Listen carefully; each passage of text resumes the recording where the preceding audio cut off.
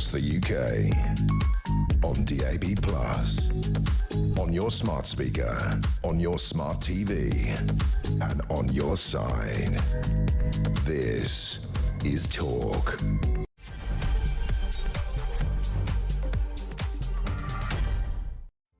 And good afternoon. Yes, welcome to the home of common sense. It's another week, and we are rammed to the rafters with all manner of issues and topics here. Thank you to Julia.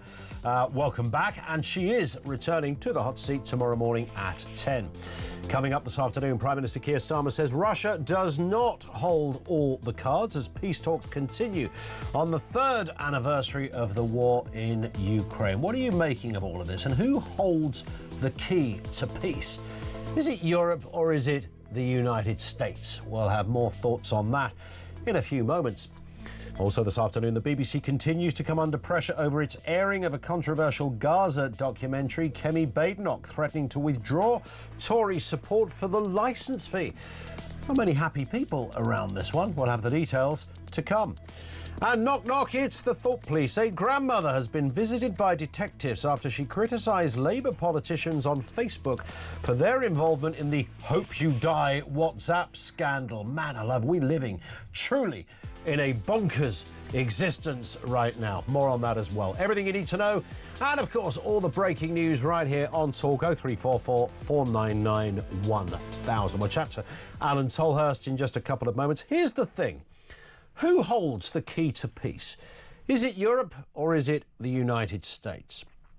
And I am genuinely confused on this. And I can't speak for everybody, but if you take a step back and rid yourself of where your instinctive allegiances might be when it comes to geopolitics, do you really know the answer to that question? Do you really know who holds the key to peace? United States or Europe? And when we say Europe, that's not the EU, that is the wider interpretation of Europe, the continent. That includes us, includes Ukraine, etc. I feel like I've landed in another upside-down world. I've been popped into that time capsule, blasted off, done a few laps of planet Earth, and landed again, a topsy-turvy world of turmoil and commotion, a fog of confusion, tussle and aggro. That kind of underplays it a little bit. It's actually far more disturbing. It's dangerous. Trump, Putin, Zelensky, Starmer, Friedrich Merz, the new boy on the block. Macron is in there too.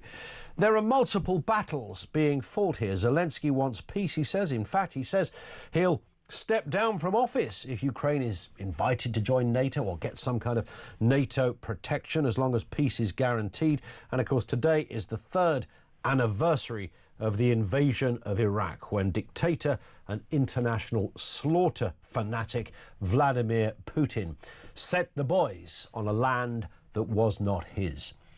0344 499 1000. My little boy asked me over the weekend, is there going to be a war, Daddy?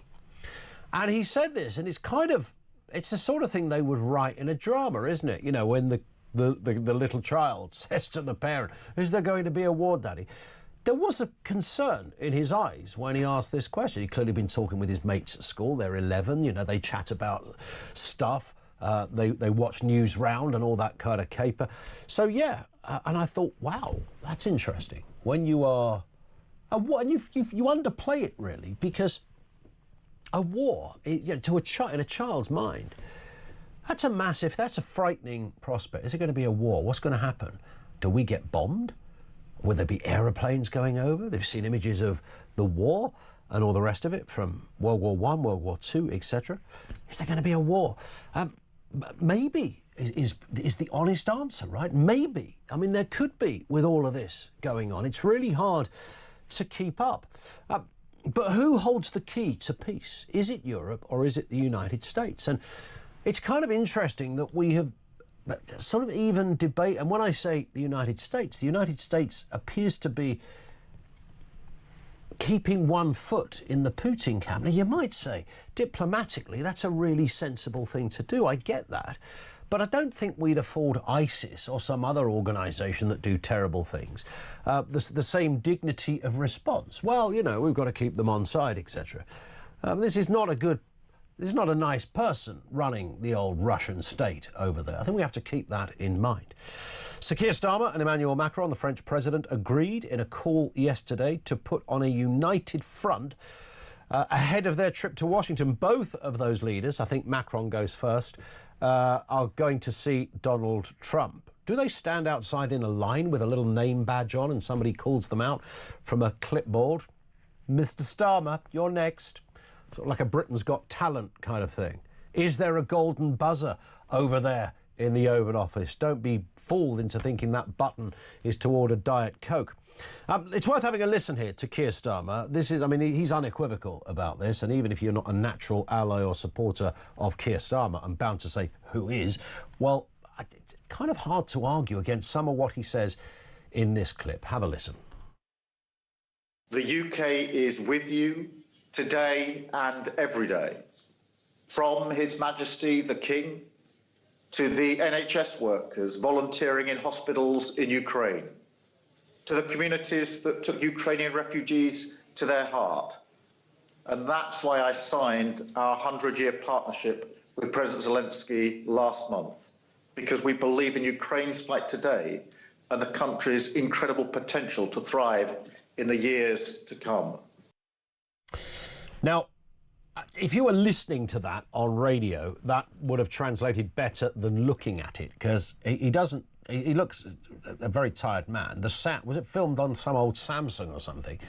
The sound is awful. But he's reading from I don't know why he's reading. It's the second time I've seen him do this. He's reading from pieces of A4, which always looks a bit clunky in the 21st century. So there it is. Everybody is, from the NHS and the King is imparting a message from our head of state, the politicians. It's a no-brainer. We're with Ukraine. We ain't with Russia, that's for sure. I mean, who would be? So America playing a slightly different game on this one. Who holds the key to peace? And I promise you, I asked this question, genuinely asked this question, because I honestly don't know the answer. And I know instinctively where our allegiances should go, but in terms of where do we find peace, United States or Europe? 0344 499 1000. Vinny says, the key to peace, Putin. But yeah, I guess ultimately he's the key to peace. But getting him to be peaceful is a whole other matter. I ain't just talking about the invasion of Ukraine. I'm talking about all manner of other issues around Putin, whether it's poison umbrellas, strange goings-on in Salisbury, jailing journalists, dissenters, people he didn't like from his past, the bully he went to school, you know, the list goes on. Let's get a word on this and a few of the other big stories of the day. Alan Tolhurst, chief reporter at Politics Home, is back with us. How are you doing, Alan? Yeah, pretty good, thank you. Good to have you with us again. So President Zelensky has said he's willing to step down. That was the big news over the weekend. If it would secure peace and NATO protection for Ukraine. It's worth having a listen, Alan, before we get into this, to Mr. Zelensky making this announcement at the weekend. If it's about peace in Ukraine and you really want me to leave my position, I am ready to do that. Secondly, I can exchange it for NATO if there is such an opportunity. I'll do it immediately without a long conversation about it. I am focused on Ukraine's security today and not in 20 years. I don't plan to be in power for decades. Therefore, that's my aim and my dream. That's the Kiwi interpretation, by the way, of Zelensky's speech. So there it is, Alan. I mean, is it a reasonable request? I mean, the NATO thing, it's fairly diplomatic. NATO protection as distinct from NATO membership. That's an important distinction, of course, in all of this. Yeah. Yeah, and I thought it was interesting. It was quite sort of thrown away. It was quite a casual statement. He's sort of looking for his papers, just announces, "Oh, by the way, I would stand down." You know, I think it's kind of his idea to kind of show that this isn't about him. This isn't about kind of for the glory of Zelensky. That in his mind, you know, this is about doing what's best for Ukraine. And obviously, he came under a lot of criticism last week from figures in America calling him a dictator. Donald Trump called him, and he's effectively saying, "Look, I'm no dictator. I'm just simply the guy who was in office when this all started, and I'd happily go if it secured Ukraine's future and its future safety." So I think it was kind of an interesting and quite a kind of a deft ploy from him. But I think that question that you posed at the beginning, who's the key to to ending this? I think in a sense framing it as being whether it's US or Europe is perhaps the wrong way to do it. I think that's how the Russians would like to see it, perhaps to drive a wedge between the US and Europe. I think actually it needs to be a joint situation between the two of them. I think only Ukraine's future would only be secured if it was an agreement that the US and Europe were together on, that they were in lockstep on. So I think that's what they're going to try and do. And I think you talked at the top about Macron and Starmer over there, kind of this 1-2 punch of kind of diplomacy. I wonder if actually it's going to be a bit kind of bad cop, good cop. Macron's going to go in there and be his kind of usual sort of imperious self and kind of tell Donald Trump what he's getting wrong, and then perhaps Keir Starmer's going to come in at the end of the week and slightly kind of try and fix things up. But essentially they're trying to get that same message across, that the US needs to hold firm alongside Europe, otherwise Russia will get more of what it wants in this negotiation. Yeah, you created a beautiful sketch in my head, Alan, of this scripted scenario between Macron and so you're going to say this, and then I'm going to go in there and say, don't listen to Garlic Face. This is what you've got to do, and that gets Trump on side. So Trump then thinks, Starmer's good and Macron's a bit weird, and they can work it out like this. And in fact, in a world absent of logic at the moment, that there may be something in that. And on a similar vibe, I do wonder whether Trump's position is he's seen all these Macron characters and God knows who else come and go, and they all seem to sing from a pretty similar hymn sheet, and they have very clinical words, and it sounds very sensible, but nothing gets done. So I'm here now. I'm going to mix it up a bit. It's not conventional, but believe me, at the end of this, I'll have sorted it all out. There could be something in that. Yeah, I mean, look, he's not the first American leader to be critical of European allies for not spending enough on defence, on relying on US as effectively being kind of a backstop on this kind of stuff. But no American president has managed to force kind of European leaders' hands. Trump thinks that, by pushing further, he might be the one to actually do it. And I think given that all the briefing around, whether the UK, how quickly it's going to get to 2.5%, whether it's then going to set out how to get to 3% of GDP on defence spending, he might think that actually pushing it in that way that he has done is an effective way of doing things. And for Macron and for Starmer, they've got to work out a way of kind of making him, I guess, in a sense, making him feel like he's getting what he wants. I think that's how diplomacy works with Donald Trump, is you've got to make it feel like he's getting the win as you try and pursue your own narrative and agenda as well. Indeed, and we will wait and see with interest which one it is. Of course, the next few days are going to be pivotal, of course, because both of those men are over there in the Oval Office, as we mentioned. I've got the popcorn ready on this one, Alan. I don't think I've ever been more engaged in even doing this for a living. This could be turning point territory for all concerned. We will see. Let's have a look at this story. Greater Manchester Police visited a grandmother after she criticised Labour councillors involved in the recent WhatsApp scandal. Now, there is a bit more to this story than some of the tabloids have said. It's a terrible look, I think, for law enforcement, but that's where we're at. Apparently there were a couple of cops spare, detectives nonetheless, to pay a visit to this woman who'd said some things on Facebook which the police acknowledged were not illegal, and she would be allowed to say them again.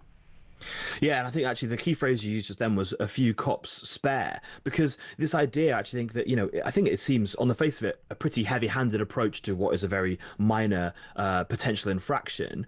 But also it's the fact that when it comes in kind of in concert with a wider feeling people have about the way that the police is able to respond to things. There is a common feeling amongst most people. There was big polling when the Times did its kind of commission into crime last year. People feel that the police are either unable due to resourcing or just unwilling because they don't want to tackle a large swathe of, sort of low level, but really kind of, impervious crimes, like things like shoplifting or bike theft or antisocial behavior or criminal damage. You cannot get a police officer to take the time of day around that kind of stuff. And yet we now have 2 detectives, no less, going around to someone's house over something which they then have admitted is not even, much of a non-crime itself. So I think that's why people will see this as being, pretty heavy-handed. And I think that the Greater Manchester Police, given its own record, pretty dubious record over the past 10 years around solving crime, will have to kind of explain itself why, as you say, there were a couple of spare detectives to go around and speak to this woman. And what's interesting, because when you see the headline and you think, oh my God, not another one of those kind of stories, and there's often a bit more to it. And I read it a little deeper.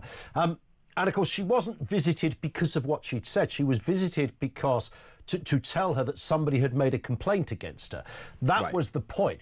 However, the police don't have any obligation, by the way, to inform somebody that someone's made a complaint against us. So we could maybe take that with a pinch of salt, because either way, why 2? I don't understand why 2. 2 cops, when you're living in a world where there's domestic violence and sexual assault and rape and burglary and shoplifting, you would never in a gazillion years imagine in today's world that the old Bill would have 2 spare to go and inform some old granny that, someone's reported her for a Facebook comment. I mean, you couldn't write that into the thick of it. Yeah, exactly. It seems so unlikely, as you say. It's almost strange then that they weren't even being sent to actually investigate something. They were being sent simply to inform someone of a complaint. As you say, there's obviously perhaps more to it than that, and hopefully we'll find out more from Greater Manchester Police in the next few days. But it's the optics of it. That's what it seems. When you see that kind of doorbell footage of 2 officers there with their warrant cards, you think this is quite a serious matter. I think for most people, if 2 detectives came around to your house, you would take it pretty seriously. And the fact is, this is for, as I say, an incredibly minor thing. It might be distasteful, people might not enjoy it, people might not like it, but people write this kind of all sorts of stuff on the internet all day, every day, and they don't have, 2 detectives coming around knocking on their front door. So yeah, I think there's a really questions to be asked. And I think as well, it has to be played off against this wider feeling that people have that they can't get the police to act when they think there is something much more serious going on. Spot on. Alan, stay with us. Alan Tolhurst is with us, chief reporter at Politics Home. More from him in a couple of minutes. A few more stories. There's loads out there today. And, of course, your comments as well. I want to run with that question if we can, just underpinning things. I mean, you are free to comment on all manner of issues and topics that we discuss at this time. But primarily, who holds the keys to peace? Is it Europe? Is it the United States? Your thoughts on that, how it's likely to go? Starmer and Macron singing as one. I mean, that ordinarily would bother me, but have they got a point on this one? Maybe Trump has carved it out correctly. Is Putin about to come in with a curveball on this? Who knows? It's confusion. It's a fog, kids. What is the answer? I have not got a clue what the answer is, if I'm perfectly honest. 0344 499 1000. 20 past 1. This is Talk.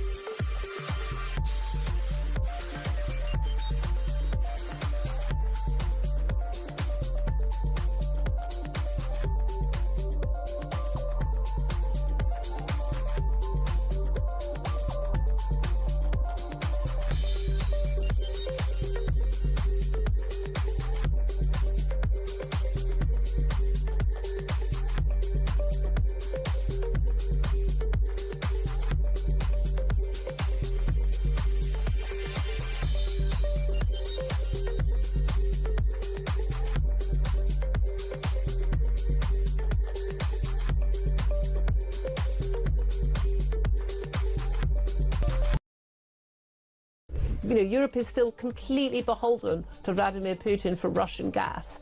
And we import an awful lot of our gas because we don't produce enough ourselves anymore because of net zero. And now a possible future source of it, and a source which has meant that, gas is, really cheap comparatively in America because of their fracking. We're about to literally fill those wells up with concrete and make them unusable. What on earth are they thinking?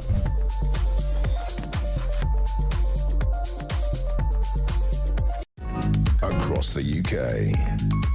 On DAB+, on your smart speaker, on your smart TV, and on your side. This is Talk. Interesting one coming from Wayne here, who says, just regarding the police turning up at the woman's house. I was a DC detective constable for a number of years, which I think is the rank of the guy that was knocking at the door, and can tell you now that the police will bend over backwards to accommodate the counsellor. I had several incidences where reports were investigated all because of the position of the counsellor. They would have definitely put pressure on the police boss, who, of course, would have no backbone to refuse to give the complaint any credence, says Wayne in Milton Keynes. Wayne, thank you for that. And I can absolutely see that playing out. Quite why, I couldn't tell you. I mean, it's just a counsellor. And I say just not to underplay good counsellors, but I would, in the pecking order, why would the police be subservient to the counsellor? But I can see exactly that point. Thank you for that, Wayne. We've got Alan Tolhurst with us, chief reporter at Politics Home. Lots of stories to get through here, including that Hamas documentary. Alan, it's back in the news. Well, it's never left the news agenda for the last week. Kemi Badenoch has now waded in on this, calling for investigation into whether licence fee money was given to Hamas during the production of this documentary. Let's have a little snippet of the programme for those who haven't seen it, and it gives you a little taster of what it's all about. Everything's changed since the war started. I was in the best school in Gaza, the British school in the north. All my lessons were in English. Now I'm here living in a tent. This is our new way of transportation. So there it was, Alan. I mean, I think we all know the backstory now. It's just an ordinary kid. Oh, his dad happened to be a terrorist, but other than that, it was an ordinary kid who was fronting a documentary. Kemi Badenoch has said, look, we need to know more about this. Was licence payers' money used to pay anybody that was, further down the line? That could have been the case. We know that MPs, I think today, are questioning members of the BBC, or certainly this week, about, how this got to air without several factors. And there's not just this scrutiny over the one boy that fronted it. He's very good, by the way. It's just been handy to know who he is. And various other people involved in the programme and their connections as well. Yeah, absolutely. I think the Commons, the Culture, Media and Sport Committee, are going to. They've said that the chair, Caroline Diner, said they're going to get BBC bosses in. I'm not sure when necessarily it's going to happen, whether it's going to happen this week, but certainly it's going to be pretty high up in their discussions. And yeah, it does feel as though the more we hear about this, the more kind of sort of lack of really due diligence. Really, obviously that this was not made by the BBC in house; it was a production company, but obviously how these checks weren't done, how this kind of investigation into, as you say, the backgrounds of those people involved. I just find it really surprising that, given it's such a sensitive subject, and for the BBC, it's their credibility that's on the line when this goes out and is on the iPlayer for the world to see. Yeah, it's very surprising that this wasn't able to be found, given how quickly after the program was on, other people managed to make those links that the BBC hadn't done themselves. And so, the BBC has not done itself a great deal of favors here, because clearly the work could have been done before, and these were not, these were pretty open things that people were able to do. This wasn't, a huge investigation needed to be done. People just did a bit of open source investigation, and they found it out. And if that was possible by people, on Twitter, basically, then why hadn't the BBC worked that out before this program went to broadcast? And even if you were going to use this young lad to do this, I mean, there's no world in which you would make a documentary that you wouldn't reference that his father is a senior Hamas official. I mean, you would just say that. Even if you still went ahead with the documentary, you would have to still say and declare a little bit of the backstory. The kid's telling you, I went to this great school. He's clearly an educated child. You can hear by how good his English is and everything. But journalistically, of course you would say, it's important to point out that his old man is part of Hamas. Yeah, and I think also, as some people have pointed out, it would be a surprise that this person wasn't involved in some way, his family wouldn't be involved with the Hamas government that runs Gaza, because there's no way that he would be able to, because of the way that Hamas controls Gaza and controls information in Gaza. The whole reason that the production company were done was because it's very difficult to get into Gaza, partly due to obviously the Israeli restrictions, but also because obviously you've got to be careful in there because of the way that Hamas runs it. So I think it would be naive to think that if this person, this incredibly, as you say, eloquent and interesting child, who no criticism should be placed upon him, obviously, but if you're having access to him and to others, you have to ask questions. Why would you be given access to these people to film this documentary if in a place where it's essentially, as you say, run by a terrorist organization that kind of controls that kind of information? So I think, the fact is that those questions weren't asked, and you say that the documentary could still work if you had those disclaimers in place, if you made it, 100%. If you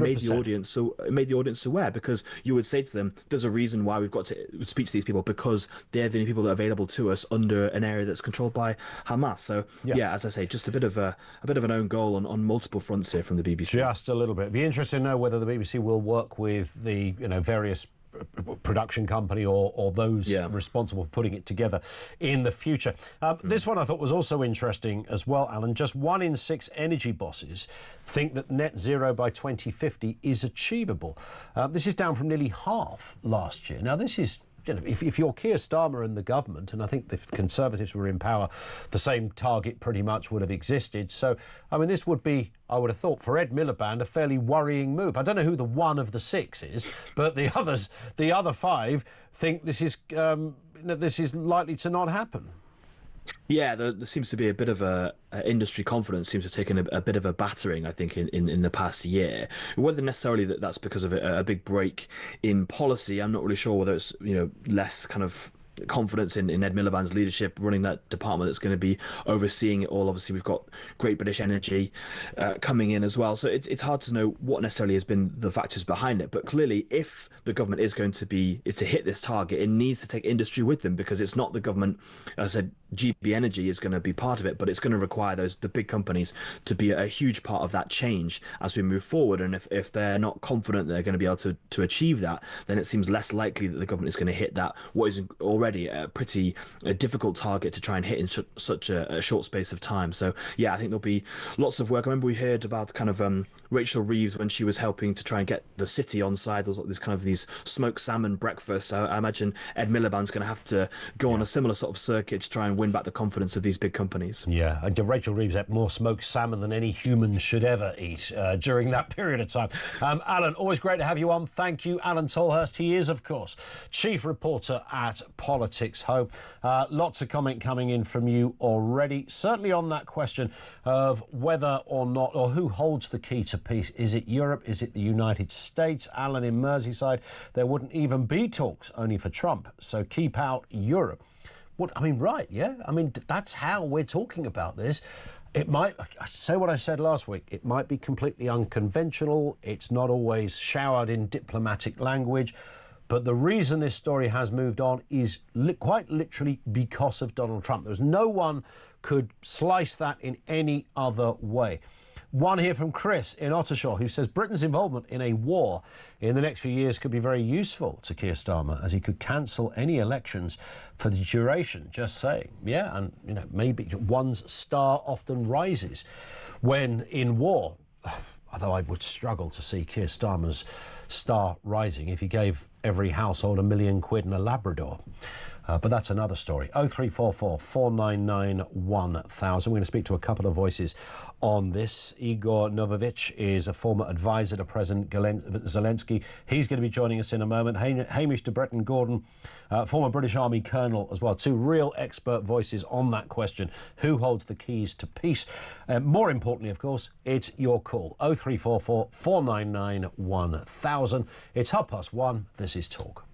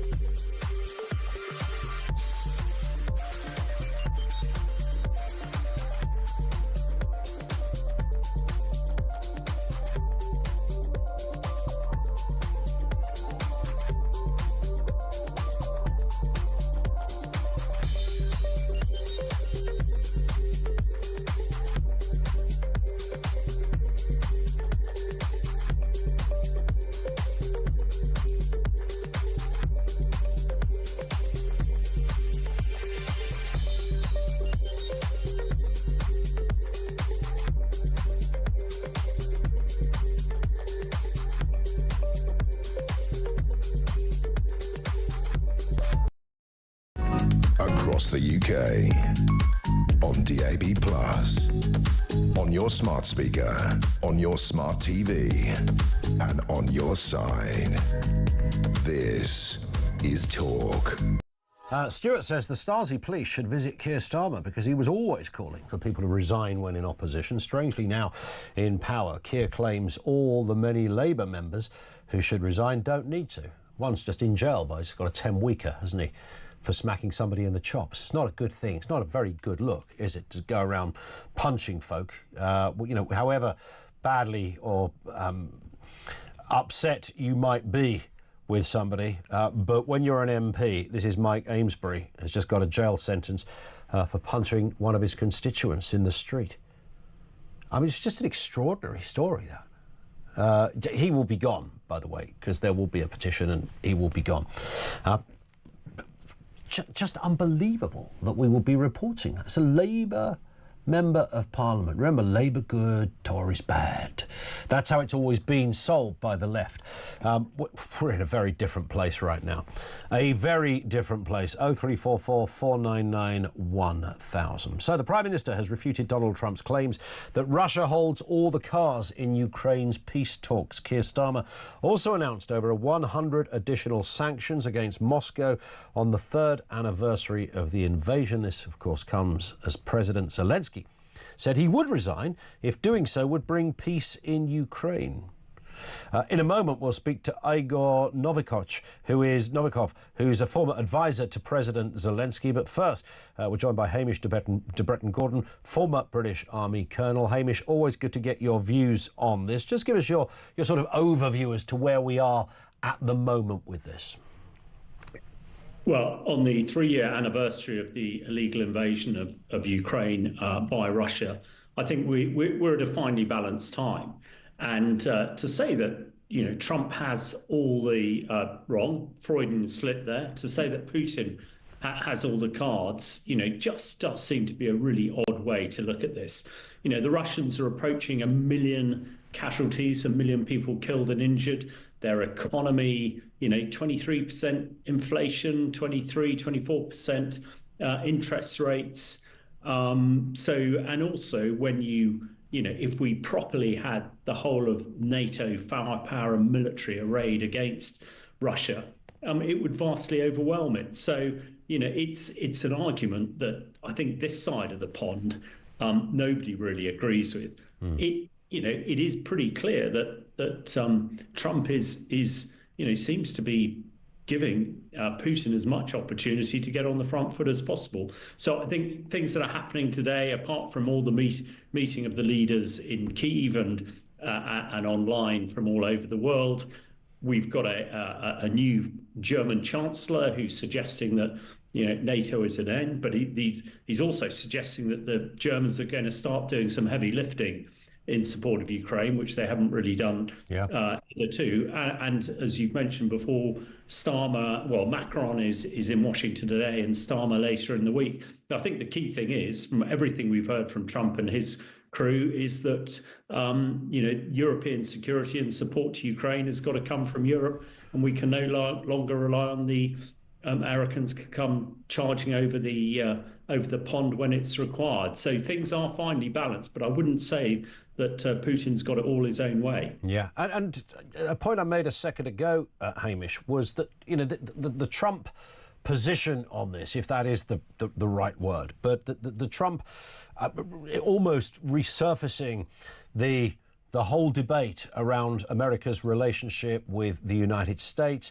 Trump comes into power, he's only been there, just over a month, when suddenly we are talking about it. I mean, whatever anybody says about the unconventional nature of his language, and it's certainly that, and in some cases it's wildly inaccurate, the dictator comment and who invaded who, etc. We can argue forever what he really meant by that, but the point being, regardless of all of that, this is only on the table. You and I are only talking about this now because Donald Trump put it back into the arena for discussion and hopefully solution. Yeah, certainly. I mean, we've all been slightly exasperated by what he said and his, transactional way of doing business, seeming happy to take $500 million worth of rare materials from Ukraine in return for continuing support. As a soldier, I find that an incredible place to negotiate from, but then I'm not the world's greatest negotiator, as Trump tells us that he is. So he is certainly moving the dial, and I do agree that we in Europe, including the UK, have relied far too much on the Americans for our security. And as he's telling us, he's not that interested in the security of Europe. He's more interested in the States. So we've got to really take notice of that and step up to the challenge. And if his strange way of negotiation does lead to a just peace in Ukraine, which has seemed a long way away for the last 3 years, then this is something we're just going to have to endure and go with.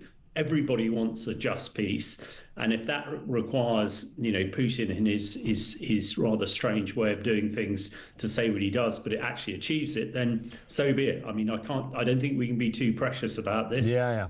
Hundreds of thousands of people have died, and we want to stop it as soon as possible. What is the N word is, of course, a tricky one as well. I'm talking NATO here. As a military man, as a former soldier, and a very senior one, in terms of what was said here, Hamish, and what you've been talking about, I know you've written a Telegraph article on this as well. You've talked about potential NATO peacekeeping. An article for the Telegraph that you've written reflects this as well. Zelensky referenced this. He didn't say NATO membership, but support. That's the bit that makes Putin sit up and say, uh-oh, I'm sorry, this is dangerous territory for us. It's a tricky word right now. Yeah, no, absolutely. And not just from the Ukraine perspective. I think in the piece I've written in the Telegraph today, we're also saying, well, is the US going to be a member of NATO as it has been for the last 75 years? Trump is telling us no, that is not necessarily the case. And the A of NATO is very much the Americans. So going forward, I think we're going to have to look at it slightly differently. And absolutely, the Russians seem to be very hard over on NATO and Ukraine's membership. But having said that, the Russians are not hard over on Ukraine during Europe. And my sort of view and what I've written about in the Telegraph is actually there may well be what I call it an ETO, a European organization that would be an adjunct to NATO.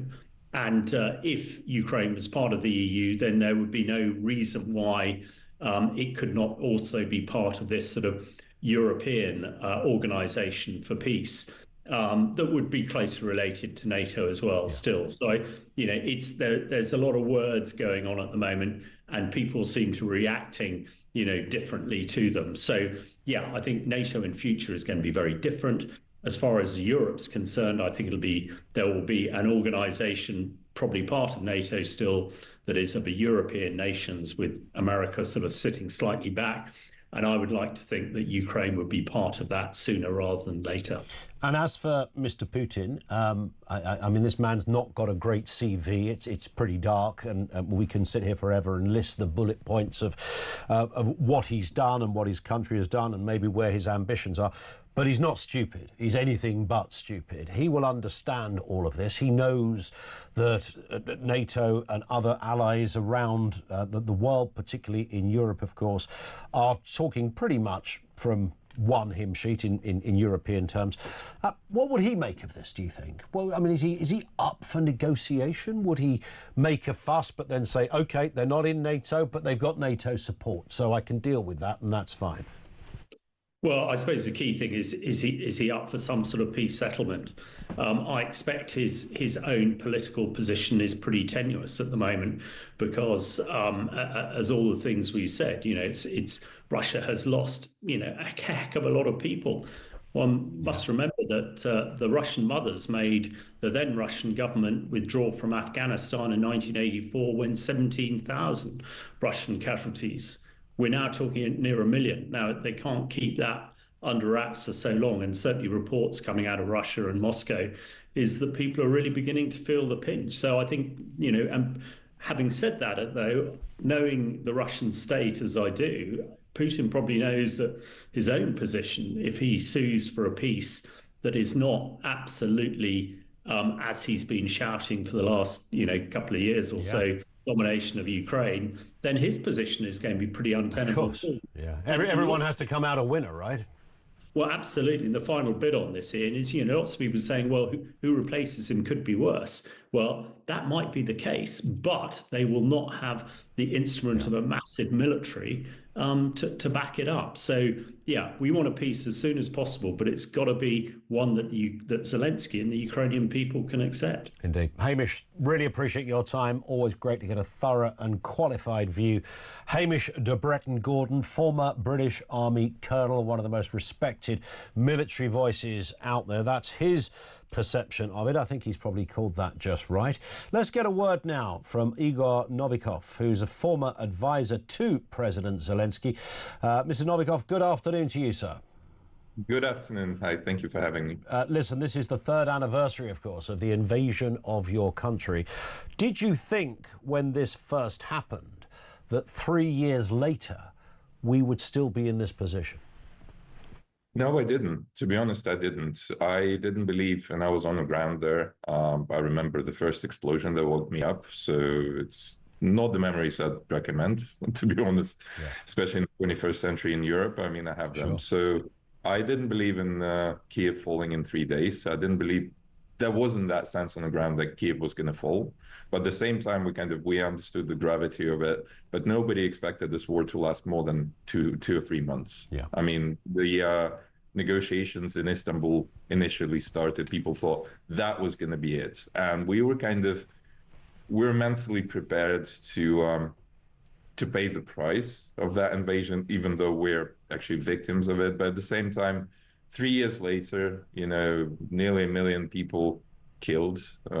It's horrible. Yeah, I remember at the time we were talking to residents in Kyiv. We were lots of ordinary working men and women in Ukraine, in other cities in Ukraine, and nobody talked about moving out. Nobody was going to, it'll be fine. It'll be okay. We'll withstand this. And then, of course, it got a whole lot worse, and things really did become serious. And here we are 3 years later. Big announcement at the weekend, though, from President Zelensky. He's talked about standing down.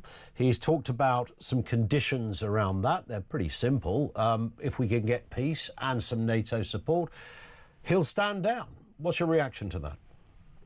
I know him really well. I've known him for years, so I'm not surprised at all. I think this kind of whole Russian narrative that's been built up around him being a dictator, clinging to power, that's not true. I mean, I met him 2 years before he became president, and actually my former wife insisted that she interviewed him before she gave her green light for me to join his team. Okay. And the only question she asked him face to face was, why do you want to be president? And his answer was, I'm fed up with everything that's going on. But for me, I want to change things for the better. But for me, the only marker of whether I did right or wrong would be history books. So he definitely doesn't want to go down as Mussolini or Hitler or Putin. So he will be happy to leave power, but he will not abandon his country. Who is key to peace? Is it Europe? Is it the United States? Is it Ukraine, Putin, or all of the above? None of the above. The key to peace is Putin. Putin, North Korea, Iran, and China. Those are the 4 powers that decide when the guns stop firing.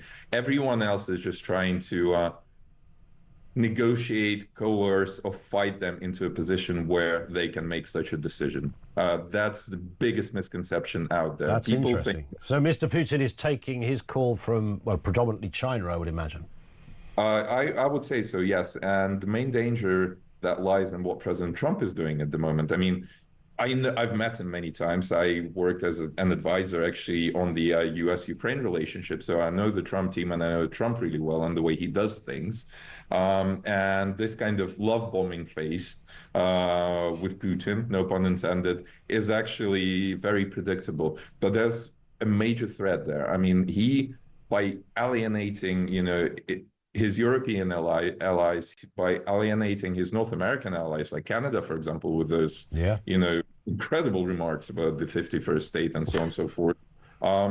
he will initially, if he keeps going that way, and if his rhetoric turns into practice and that practice actually starts causing real damage, people will start looking towards China. And that's exactly what China wants. Yeah. He will push everyone away, and China will be the next United States. China will be the next world policeman and the superpower. And by the time Trump realizes what he's done, it's going to be way too late. But as you say, this could be, Trump is an unconventional character. When you see a Macron or a Schultz or the new guy, Hertz, the new guy, or whoever, these are very kind of polished politicians.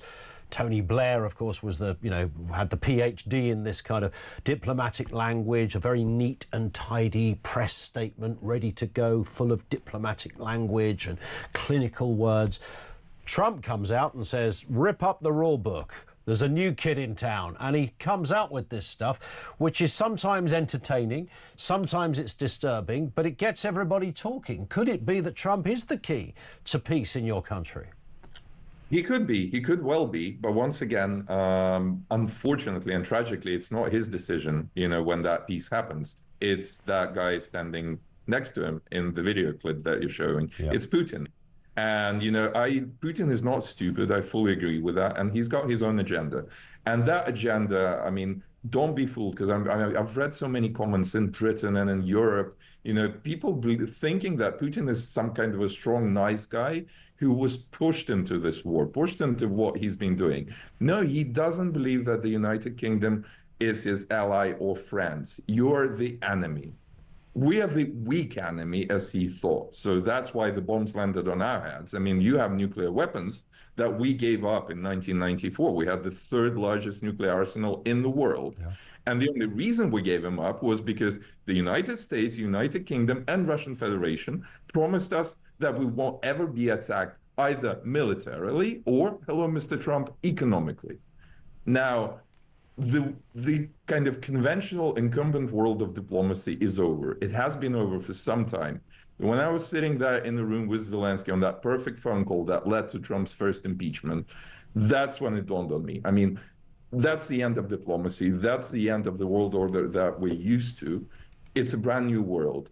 And it's adaptability that's going to decide who wins and who loses. And I believe that the only way to win this, to get that just peace for Ukraine and to get that European security, is for Europe to unite. Whatever's left of European unity, that's still possible. I think Hungary is unfortunately too far gone. And just finally, to reiterate, Igor, what you said at the beginning, you said this is down to China, North Korea. I think you mentioned Iran in that list as well. And Russia. Just explain then why that quartet is needed to bring peace around. Well, China is playing its own long-term geopolitical game here. Iran is providing weapons and has its own interests to do with the US and Europe. North Korea is providing up to 50% of munitions that are being used in Ukraine at the moment, as well as some soldiers being used in the Kursk region of Russia, where Ukraine launched its counteroffensive. And Russia obviously is the aggressor here. Without those four, without pushing back on them, they're going to be ruling the world at some point. But if Putin said, I don't need your help anymore, what would their response be to that? Can you repeat that? Sorry. If Putin were to say to those other countries, OK, you've helped me out, but I no longer need your endorsement or assistance. No, he won't say that. He won't say that. Putin is not he's the front guy here, but it's China first and foremost that's calling the. Igor, thank you for your time. Really appreciate that. Interesting turn of events there. Igor Novikov, who is a former advisor to President Zelensky. He knows all the central characters in this story.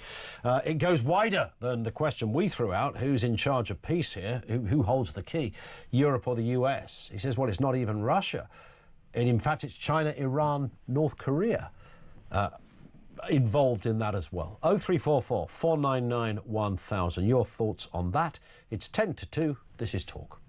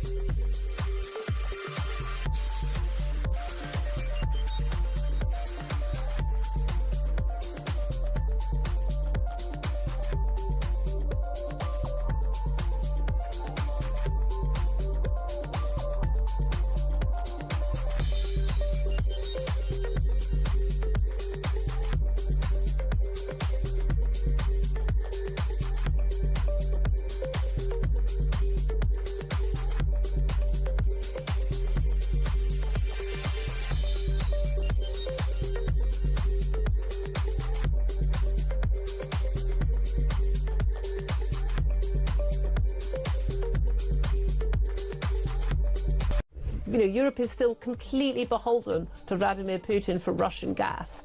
And we import an awful lot of our gas because we don't produce enough ourselves anymore because of net zero. And now a possible future source of it, and a source which has meant that, gas is, really cheap comparatively in America because of their fracking. We're about to literally fill those wells up with concrete and make them unusable. What on earth are they thinking?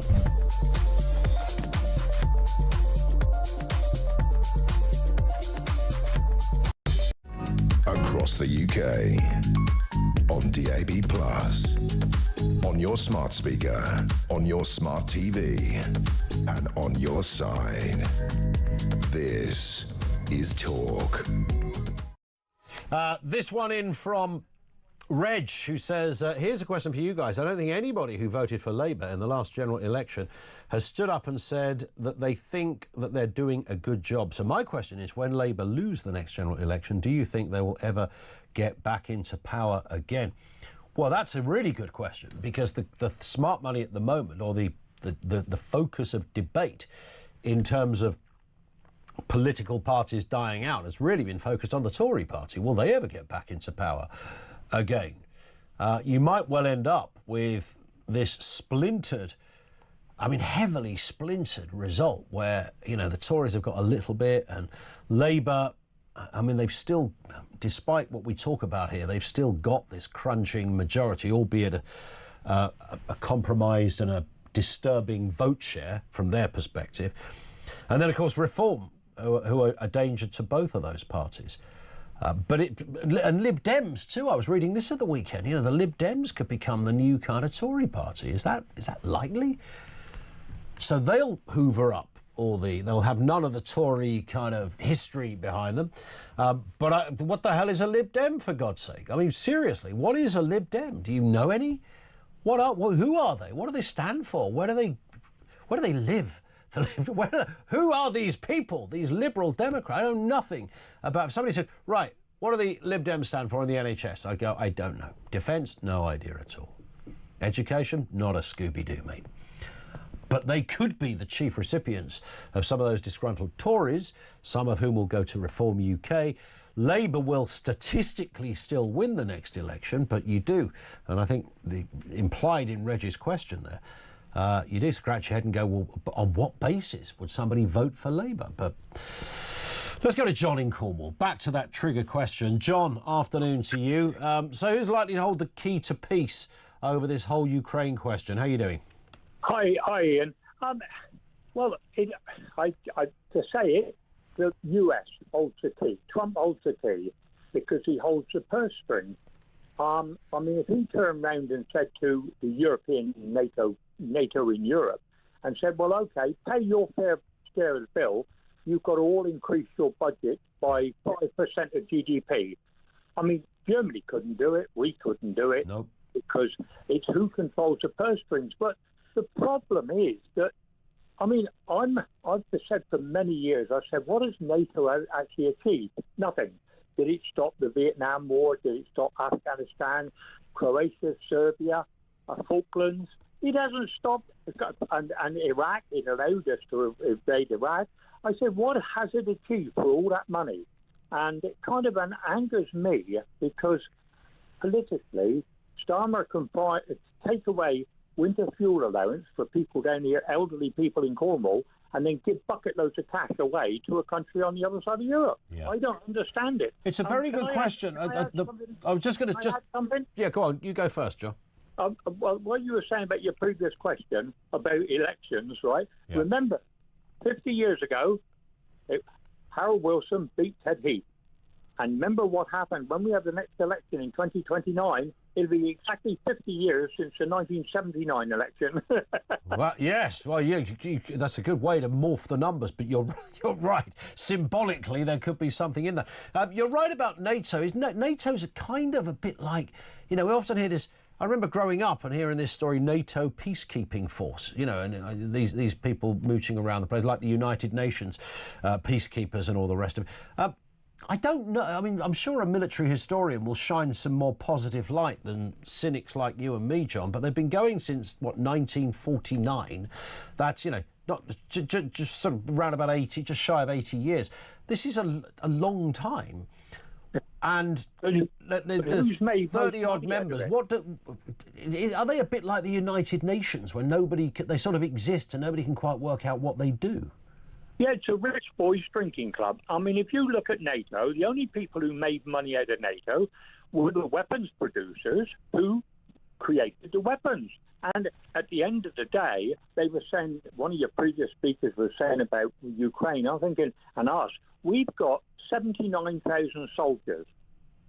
Russia has got 1 million soldiers. And I turned around and said, why should people in this country look after your own people first? The elderly people in this country who've paid all their lives national insurance contributions and income tax, and yet they're bottom of the pile. And I turned around and said, Starmer, I wonder if Starmer would be quite so keen to get involved if he had to put on camouflage clothes and go out and fight. Yeah, that's a very good point. Listen, John, thank you very much indeed for that. I am reminded I'm not a military historian, but so maybe somebody can shine some light on this. You know, growing up, the word NATO, which I knew nothing about, didn't know, all I knew was what it stood for because it used to come up as a Trivia Pursuit question. But what I do remember is George Robertson, who was a kind of a bit of a sort of lefty character. I think he was the first defence secretary in Tony Blair's government. He was always a bit of an odd character. Suddenly stopped being in Tony Blair's government and became the Secretary General of NATO. I remember thinking, really? Old lefty George has got a job that big?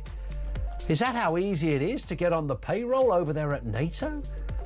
Sort of some bizarre, slightly obscure socialist just got the gig? By what international endorsement? By what measure was George Robertson best placed? That slightly reduced my belief in NATO from that point onwards. We're going to get the news headlines at 2, then back after this.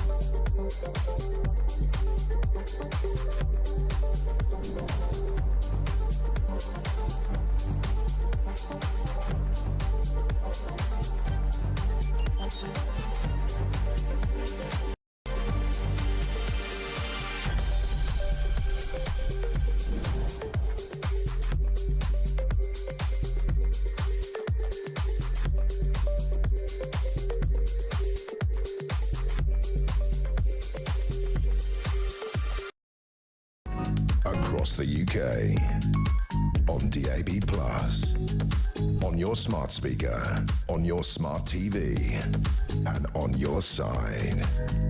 This is Talk.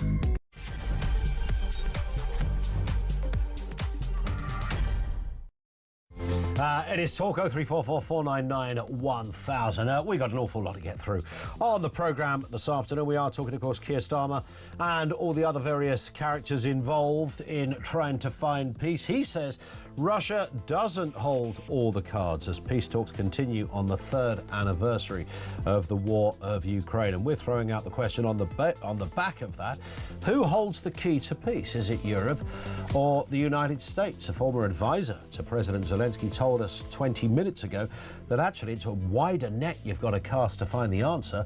Look to China, Iran and North Korea, he told us. More on that from you as well on the way. Also this afternoon, the BBC continue to come under pressure over its airing of a controversial Gaza documentary. Kemi Badenoch now threatening to withdraw Tory support for the licence fee. I think she's on fairly safe ground there. MPs will be grilling the BBC at some point, either today or the early part of this week, and will of course follow every little detail. Get the popcorn ready. And MP Mike Amesbury has been jailed for 10 weeks after punching a man in the street. He's now been kicked out of the Labour Party. I'm sure he's going to be kicked out by his constituents as well. Details to come. 0344 499 1000. Shawnee Grimsby says Ukraine is just an unfortunate pawn in the middle now. Europe is weak. Everyone knows it. Trump will mug Keir off good and proper. There is definitely a sense of a weakening Europe. And when you consider, I was about to say the heyday, but that's maybe too positive. But if you think of Angela Merkel, who was Chancellor for 5,000 years, it seems, became the most powerful woman on the planet, really, at the time.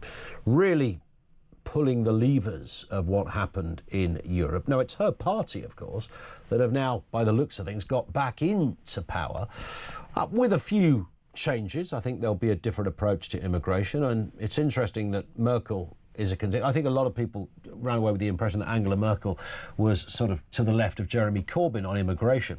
But she was a Conservative leader and about the most open on immigration. See Syrian refugees for details, as any European leader could be. Was it 1 million people suddenly pitched up on German shores? It's going to be fascinating how that element of this pans out, but definitely a sense that Europe is very much limping along at the moment. This one comes in from Michael. I've just criticised my local Labour councillor on Facebook. I'm hoping that the 2 police officers turn up in the next 24 hours so I can ask them how my attempted shed break-in is getting on while they can do me for some non-crime. It's a good idea to do that, isn't it? I mean, I wouldn't encourage it, by the way, but you can see how people might resort to that. I've been maligned on social media. And when they turn up and go, well, actually, it wasn't too bad at all, but could you sort out that burglary I had last week when my kid's bike was stolen and our pet Labrador? Something on those lines. A lot of stories to get through here. Let's speak with Callum Price, Director of Communications at the Institute for Economic Affairs, former Special Advisor. Callum, good afternoon to you. Good afternoon. How are you doing? I'm all right, thanks. Yeah, I mean, this question about Russia, Starmer, Putin, Macron, our previous guest was telling us you've got to look to China and Iran to find full solutions to this. But, I mean, who does hold the cards to this? Who is key to peace in this, what appears to be the Gordian knot of geopolitics at the moment? Well, I would argue, probably agree with your former guest to an extent, and the Gordian knot analogy, that there isn't a single person who holds the key here. I think that's relatively clear. That it will have to be, if peace is to be achieved, it will have to be a combination of efforts from across the world, really. Which is why we see Starmer and Macron in particular talking about a united front as they queue up to go and see Donald Trump in America this week, to speak to him, to speak to Russia, to bring Ukraine and Europe into the talk. So there are hundreds of players here almost. Not one person holds the key, but it will be if peace is to be achieved, it will be a team effort, I think. Yeah, and of course this week is important because Starmer visits the Oval Office. Macron is there, I think, today. So, I mean, we might get a little more light on things, that tricky relationship between the EU and the United States, which is pretty pivotal to all of this. It absolutely is, and I think Britain will be pivotal in that as well, in terms of brokering a partnership or some form of deal there, to use Donald Trump's favourite term. What Macron and Starmer and other European allies will be eager to really put forward is that Ukraine have to be around the table when negotiating any peace deal. That should be self-evident. It's hard to negotiate a peace between two parties when only one is around the table. But so far, the United States' posture has been Russia-focused. So Europe, that's represented by Macron and by Starmer, will be urging the president to bring Ukraine and Zelensky into those talks. But Europe will see an important role for themselves in that as well. Now, persuading Trump to do that will be tricky by the noises, according to the noises he made last week about Zelensky. But they will, I'm sure they've had plenty of conversations between themselves about how they're going to approach it with Donald Trump. And that is, by accounts reported about, and you can see how, it's about presenting this as a win for Donald Trump. Donald Trump goes into meetings looking how he can win the meeting, and what Europe needs to work out is how they can present Europe and Ukrainian involvement in whatever peace talks happen as a win for Donald Trump. There is this sort of, I'm tempted to say, slightly growing belief that Putin, and I'm talking about a growing belief over here from some people, that Putin is he's all right, really. He's an okay kind of bloke. He's much maligned. There's a lot of Western propaganda. He's no bad or no worse or no better than any other leader. He's just protecting his country, and in fact he scores double house points for that because he's a true patriot. You'll be aware, Callum, of the kind of view I'm talking about. It seems to have grown, and I find it slightly disturbing that we would ever find ourselves in this conversation, that, demonstrably there's enough evidence to see what Putin is capable of and what he's done in the past, even if you take Ukraine out of the story. But there is a rising star in Putin for some people. That's a peculiar place to find ourselves in the 21st century. It certainly is, and it's quite a terrifying one, to be frank. Let's not forget, you're absolutely right. Even if you take Ukraine out the picture, Putin isn't exactly the most agreeable chap. But what the thing at the front of all this is that Putin isn't defending his country or being a patriot. He's expanding his country unaggressed into other countries, and he's done it twice with Ukraine now. I think that rising sentiment towards Putin could possibly be maybe this is oversimplifying, I expect it is, but could possibly be chalked up to a general fed-upness with how things are going in Europe. The economies are grinding to a halt left, right and centre. Immigration is high up on the agenda for lots of people. People are feeling disgruntled, and when they feel disgruntled, turn to other things and start questioning norms that they've been told are right for a long time. So that across all policy areas, but on the international stage, people start wondering why actually Ukraine has been at this war for 3 years, why they haven't made any progress, and maybe actually there's more to this than they think.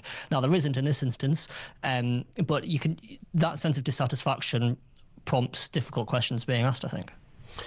Let's move to this story. If somebody a year ago, Callum, had said, think of a famous incident, past or present, where an MP has punched someone, we'd have all reached for the John Prescott story, of course, a moment when Prescott actually got quite a lot of support, actually, because some half-wit tried to throw an egg at him, and he went in for the right hook. He was attacked, basically. He was defending himself. He's now been superseded. Prescott is a distant memory on this particular issue because Mike Amesbury, who's another Labourer, I don't know what it is about those Labour guys, seem to love a scrap, has been jailed for 10 weeks after pleading guilty to assaulting a man in the street. This is one of his constituents who he had a row with and decided to deck him. I mean, it beggars belief, doesn't it? Yeah. The footage is astounding. The fact he's then standing over him as he's punched him on the ground saying you won't threaten the local MP again like he's some sort of hard man is frankly pathetic. Yeah. He's made him look himself like a right muppet. I mean, he pleaded guilty to this charge and has been sentenced to 10 weeks, as you say, custodial sentence, so he'll serve 40% of that and then the rest of it on a licence. And he, as before I came on air, certainly hadn't stood down as an MP yet, which is certainly questionable. I mean, him being sentenced to a custodial sentence means that his constituency can trigger a recall petition to trigger a by-election, but really Amesbury just needs to put his hand up and stand down here. Well, that's what you do, isn't it, in a situation like that? And it's like, you know, I mean, the crazy thing about this, he'd been an MP for about 5 minutes, right? I mean, he literally hadn't long got the gig, and suddenly becomes sort of, you know, almost like the sheriff in town. You know, you don't badmouth me. It's kind of that sort of territory. And he gave the guy a bit of a pasting and is now gone to jail. I mean, it's OK, Labour did the right thing. They suspended him, but they could do little else. Democratically, as you rightly say, because of the way our system works, it requires his constituents to muster up a petition to get rid of him, which I would predict is going to happen because there's enough people from opposition parties. I know Reform have got their eye on this this territory. Sharpening their knives on this one, so it's going to happen. I don't know how quick that process can happen. Do you have any light you can shine on that, Callum? I don't know the detail of it, but it will be over a month, I expect, because these things always take a lot of time, and then you need to give enough time for the campaigns to roll on. But we could potentially be looking at an early summer by-election. But like I said, I don't know the full detail of that. But you're right, Reform will certainly have their eye on it. I think Labour won it by 20,000 at the last election, but it's an area that Reform will be looking to grow in. And given the fact this will be the first test electorally for Labour. Since the election last year, things haven't exactly gone too well from them in that intervening period. So it will certainly be an interesting one to watch. And what's also been interesting, talking of elections, is what's happening in Germany. Well, sort of interesting by German election standards, I guess it probably is. This was, of course, Friedrich Merz, who's the new, looks to be the new Chancellor, over 28% of the vote, positioning himself for the top job. Now, of course, he's the same for the same party as Angela Merkel was. A lot of people would, you know, look at that and maybe, you know, I don't know. She was incredibly successful, one of the most powerful people in politics, certainly the most powerful woman, if that is a barometer, but it's certainly relevant at the time in global politics.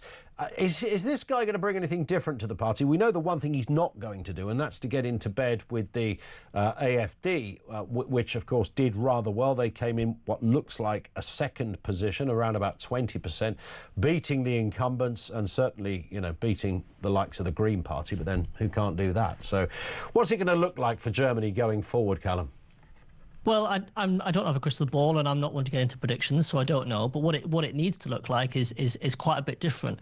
They, as you mentioned, the CDU and any of the mainstream parties in Germany have a sort of what they call a firewall policy with the AfD or anybody who they deem as being of the far right, to not let them into power again, to not let them into government, given their history. So the CDU, the winners of this election, will not be entering into a coalition with the party that finished second. So they'll be looking to the party of the centre-left, the SDP, to form a coalition. And with that coalition, they will have to start delivering some serious results. And that's on, again, back to what I was saying earlier about the general dissatisfaction across Europe with the performance of the economy and immigration, which are two of the biggest concerns for Germans and for many others. The economy in Germany hasn't grown in the last 5 years, not too dissimilar to ours, which means less money in people's pockets and lower living standards. And then add on to that vast amounts of immigration, people feel is uncontrolled, and crime rising off the back of that. Then all these problems amalgamate, and the rise of the AfD can largely be put down to people thinking that the current system, the leadership, the governments of different colours of the past decade or more haven't delivered the results they want, so they turn to the AfD. So the firewall policy is all well and good, and it's right that the CDU, the election winners, turn elsewhere for a coalition. But if they don't deliver on that coalition, then the firewall will quickly break down if the AfD vote goes any further upwards. I mean, Trump would look at this, I would imagine, and ordinarily I wouldn't have even invoked the President of the United States as a relevant factor, or a hugely relevant factor in this. But Trump's overarching point about Europe is that this is a place that, you know, lost its soul, if it ever had one, as a political entity, I mean, not as a geographic continent. And the election of Merz is kind of just similar to what's been there before. I mean, there's a little bit of tinkering at the edges. We'll get very much the same. There'll be nothing particularly radical about this. I mean, is there anything that we can see he's promising that would revolutionise Germany as what was once the powerhouse of Europe? I wouldn't get too excited about revolutionising, but some changes would be important, even if they are deemed as tinkering around the edges. If he can boost his party and his government's credibility on controlling migration, that would be key. And then if he can get the economy motoring again, I mean, that's easier said than done, as always. But that's about reducing taxes where you can, and reducing regulations where you can. Germany have banned nuclear energy, so reversing that. Although I'm not sure that's necessarily on the table, but policies like that, they need to reassess. They need to have a fundamental look at what is wrong with their economy and how they can get it motoring again, because that is the only way that you get people to feel better off and to think that things are going in their direction, and therefore to refute fringe parties or radical parties who are offering something slightly different, slightly more radical, and sometimes slightly dangerous as well. Yeah, indeed. Callum, we're going to watch with interest. We will speak again. Callum Price, Director of Communications at the IEA. He's also a former government special advisor as well. More comment from you. Gaslighting Services says, poison umbrellas, don't exaggerate. Well, you say that. I think you should tell that to Giorgio Markov's family. When he was assassinated on Waterloo Bridge back in 1978, which is likely to have been literally the tip of a poison umbrella that walloped him one up the jacksie as he was walking across the bridge and dropped dead as a result. I mean, it sounds like something out of a Bond movie, but that's how some of these guys have operated.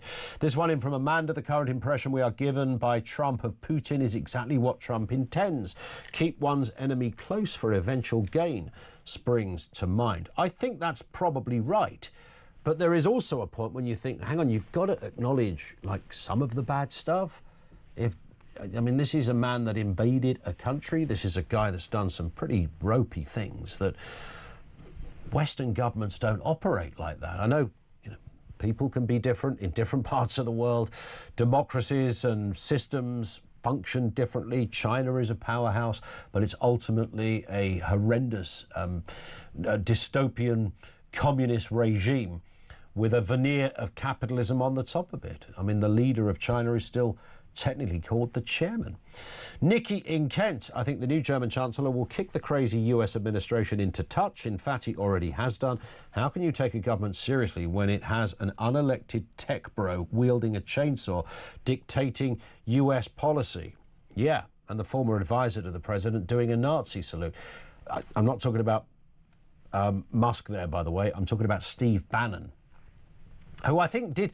I don't think Musk did a Nazi salute, by the way. I know people will insert the Nazi salute thing. Should not, by the way, be a point of humour or even really satire in some ways, although nothing is beyond satire, I guess. But I don't think that's what Zelensky was doing. All I would say about the Zelensky thing, when asked objectively about this, I've never seen that gesture really done in a... Because people say, well, it's from the heart to you, from my heart to you. That's the gesture of the hand on the chest and then pointing the arm in a direction. And it probably is that, by the way, because I genuinely did not think, and I think Dan Hodges wrote about this, that that's what Musk was doing. But you are always going to open yourself up for that interpretation, right? Of course you are, because it's not a thing. You can watch a gazillion. Lord knows how many political speeches I've watched over the years. I don't think I've ever seen anybody do that. I know life and Google and social media is full of still photographs of, look, there's Obama doing it. No, because he's got his hand up. That's not quite the same thing. During a political speech, to do that movement is not usual, OK? But that doesn't mean it's Nazi, and I don't think with Musk it was. I think Bannon, I think it was, but I don't think it was Nazi because he's a Nazi. I think he was taking the pee out of everybody saying that Musk was giving the Nazi salute or something like that. But don't joke around with that stuff, right? What underpins your humour there is, I mean, a salute. Oh, we'll just do this as a bit of a giggle, right? What, a Nazi? You think that's not relevant today? Of all the times in our most recent history where it would be reasonable to ask people not to do the Nazi salute thing as a joke.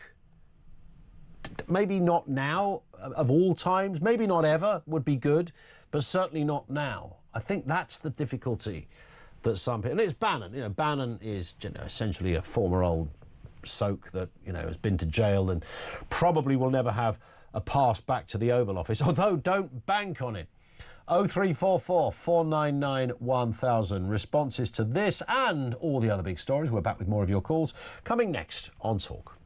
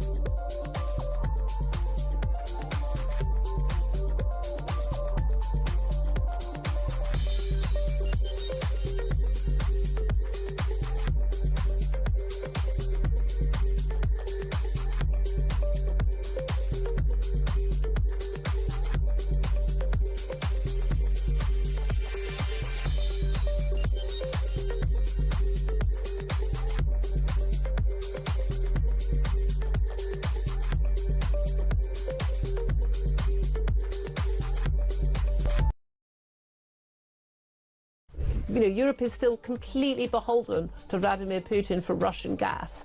And we import an awful lot of our gas because we don't produce enough ourselves anymore because of net zero. And now a possible future source of it, and a source which has meant that, you know, gas is, you know, really cheap comparatively in America because of their fracking. We're about to literally fill those wells up with concrete and make them unusable. What on earth are they thinking?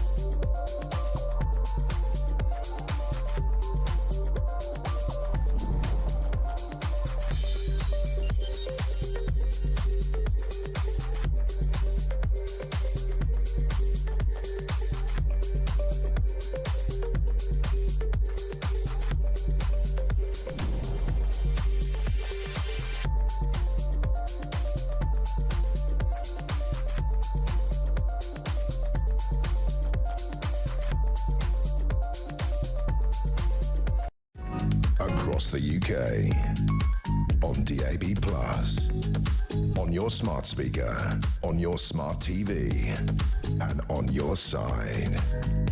This is Talk. It is Talk, 2 on Talk. Let's go to your calls. Georgina is down in London. Georgina, what have you got for us? Hello. Good morning, Ian. Listen, Hello. the piece here is going to be a three-way split. Yep. This feud between Russia and the Ukraine isn't just a thing that's just happened. The feud actually been going on, as I know of, since 1990, and both the Democrats who were in office in the USA at that time and the UK both said they would have Zelensky's back. Now, Putin did ask the Democratic government if Russia could be in NATO, and he was told categorically no. Zelensky, on the other hand, was welcomed by NATO, but this would have meant that Russia would have been completely surrounded by NATO bases. And Putin, at that point, put his foot down. Now, NATO are like the men in black. We civilians hardly know anything about them. But what I do know is that now that Trump is president, he wants the war to end and the killing to stop, and I'm with him on that. While Starmer wants to keep funding the word of the UK government back in the day and keep funding these people to keep on with this war. Our defence isn't ready for war. We don't want war. The defence needs at least 4% GDP spending on before we even contemplate war. Yeah, absolutely right. This is a very delicate matter, Ian. But, you know... Is there anyone we can blame, Georgia? I mean, that sounds like a very stupid or lazy way to look at it. Whose fault is all of this? Where war's concerned, there's no winners, and you can't blame But whose anyone. fault is it that we're in this position, do you sense? It's government's position for letting this happen. This should never have been allowed to happen in the first place. So it's not Putin's fault? Putin's a bad man. And I think where Donald Trump's concerned is, because everyone's been saying, oh, well, you know, Donald Trump's like siding up with Putin. This is total nonsense. Donald Trump knows that he's dealing with a dictator here. He knows that. He's not a stupid man. He's been around the block and back again. So he knows that he has got to massage Putin's ego so that Putin, I mean, every powerful man likes a little bit of praise, and they like to be made to feel special. That's what Donald Trump is doing to Putin. Donald Trump's the same. He's the same. He's got a massive ego. So he knows exactly how to deal with this man. If he's left to do his job and deal with this man in the right way, I still think, like I say, I've not got a crystal ball, but I have got my gut, and I always go with my gut. And I say, let Donald do his job. I think he will still pull it off. And that's all we're asking, really, isn't it? That, you know, and I've said this at the beginning, and Georgina, thank you for that. It doesn't, you know, Trump's style is not always great, and it's certainly not conventional, but nobody should be scratching their head on that one. The whole point of people electing him and voting for him and liking him and supporting him is for that very reason. And I'm going to sound like a broken record here, but, you know, when you consider the sort of Macron-y kind of Starmer-like, Rishi sort of pre-prepared statements and glossy sound bites and clinical ripostes and diplomatic language, all of, you know, we just see it so often. That's the bit that I think folk are fed up with. Really, we're still doing business like this, and you don't get anything. So you know, you've got this new guy, Hertz, in Germany, who's probably going to be a bit like the old guy, who's probably going to be a bit like Angela Merkel, and you know, you sort of sense the European establishment has just put another one of its own into position. I'm not saying the German Alternative Party should have won either. I'm just saying that the conventions and the kind of groupthink, which is the really dangerous bit. If this was just about sort of very grey men in very grey suits, and sometimes women as well, then there wouldn't be, that will kind of be it. But I think it's more dangerous than that. I think there is a groupthink, and, you know, we've got to have an aligned view. We can't step outside the conventions of, you know, what is expected. Oh, I can't say that because I'm the Prime Minister, I'm the Chancellor, I'm the leader of this, that, and the other. Whereas Trump sort of comes along and goes, well, actually, you can say that, and there's no reason why you can't say that. And one of the problems with politics is that people haven't been honest. And, of course, what you get with that side of it, there's a downside to that as well, is you sometimes say stupid things. But there's no, you know, the irredeemable reality is that this is only on the table now because of Donald Trump, and no one can alter that fact, because that is an objective fact. So unconventional, bit weird, sometimes clumsy, bit clunky, may or may not work out, but we are in a better position in terms of talking than we were half an hour ago. So I don't think it's possible to completely point fingers at Trump and say, well, he called Zelensky a dictator. Yeah, he did, and it was dumb, all right? Even his own Republicans recognise it was a bit of a stupid thing to do. But the overarching debate on Ukraine and peace and all that goes with it has only happened, it's only on the table now because of Donald Trump, and that is just a fact. Biden got nowhere near it, and what would we have got had we not had that? We'd have got Starmer and Macron and co, who are doing the same things. You know, we are behind you. Yeah, we get all of that. Everybody knows that. Of course you'd be behind a country that have got some wicked dictator, some murderous tyrant who pitches up and invades your land. That's a given. Give us some action, man. Give us some answers, some results. We might just get those. I don't think we would have done before. And Kenny in Edinburgh says the only people who can be trusted in the Ukraine war are Ukrainian people. The Ukrainians are the ones who want peace, of only peace. Zelensky and Putin are just making the country so only they can benefit. Any politician can never again be allowed to take us to this point. We need this to stop now. Well, Trump isn't really a politician, is he? He's more of a businessman. Our lines are open, 0344 499 1000. We'll come back to more of your calls in just a couple of moments' time. It's 2:30 and time to find out how you could be in with a chance of winning. If you've not heard this yet, pay full attention. A chance for you to win £25,000. It's competition time, and we're giving you a chance to win a whopping £25,000. So what do you need to do to get involved? All you have to do is text the word prize to 83338, or you can enter by post. It's as simple as that. Once again, to get involved, just text the word prize to 83338, or you can enter by post. 18 plus, UK excluding NI. Enter by SMS for £2 plus one standard network charge by 11 p.m. on March the 3rd, 2025. Or send your name, email and contact number to £25,000 cash competition, PO Box 3190, Colchester CO2 8GP, to arrive by 5 p.m. on March the 6th, 2025. This is a News Broadcasting Network promotion. Full terms and conditions at talksport.com.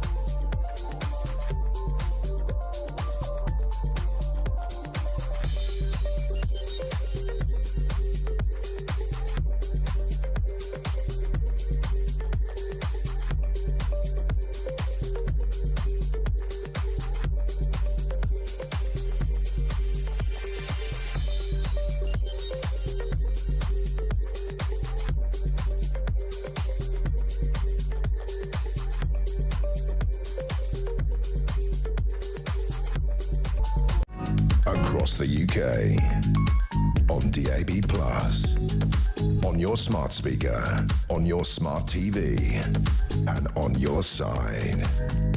This is Talk. This one from Jules, who says the AFD far-rightian, according to your lower third, you think they are. I don't even know if I called them far-right. I mean, they're certainly referred to as far-right. There is, by the way, Jules, it wouldn't take much investigation to discover that. I mean, put it this way, Reform UK would be a left-wing party compared to the AFD. I think you could have fun creating quite an interesting argument about that point. They are definitely a right-wing party, and far-right doesn't have to be used as a pejorative, and I know it often is, but, you know, I take your point. I mean, it depends on where you sit politically as to whether somebody is far-left or far-right, but they are certainly many, many paces to the right of most parties that would consider themselves already on the right, namely the German Conservatives, who've just won the election. 0344 499 1000. So let's go back to this BBC story. This is absolutely fascinating. BBC facing pressure to reveal if taxpayers' money funded a controversial Gaza film. Conservative leader Kemi Badenoch has now spoken about this. She's called for an inquiry into potential collusion after the documentary featured Hamas minister's son. It's not just that, by the way. There's much more to it, as we'll find out in a moment. She also threatened to withdraw Tory support for the licence fee unless the BBC proved its true impartiality. Let's speak to David Collier, the investigative journalist who uncovered the hidden links between the documentary and Hamas.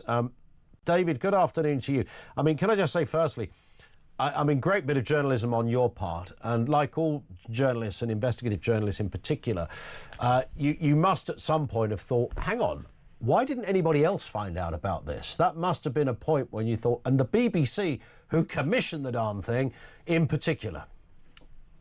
Yeah, I mean, it was, the show went out at 9 o'clock on the Monday evening, so I spent the first 3 or 4 hours kind of scraping away at it between 1 and 3 a.m. because it just kept me up, because the adrenaline started running as I started to began to realise what I was actually finding. Yeah. And between 3 o'clock and 7 o'clock in the morning, I was just double. I just could not believe that it actually made this mistake. It was just so catastrophic. So it was just going back over. I said, where have I made the mistake? What have I done wrong? Yeah. But in the end, that's not the way it turned out. And of course, the big headline is that the young boy fronting this documentary, Abdullah, is that, I mean, people will politely say he's the son of a government minister. Others would say, well, he's the son of a terrorist. I mean, you could look at it that way, not unreasonably. But that's just where the story starts. I mean, there's much more to this.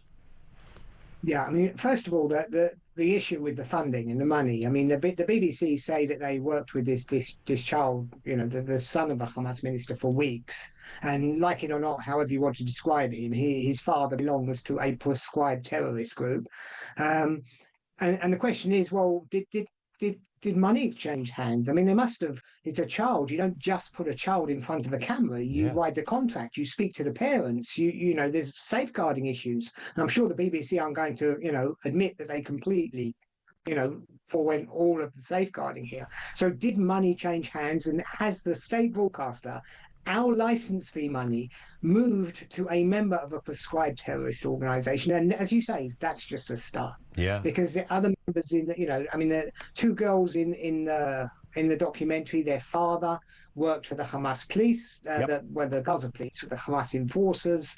Another child was seen holding a gun, standing next to Hamas terrorists. Basically, everywhere we turn, there's a Hamas link. Yeah, including, as I understand, one of the crew even posting post October 7th their jubilation at what had happened. Yeah, firstly, there was that. There's one of the cameramen on October the 7th posted it, but one of the girls as well, the elder sister, she's shown on camera.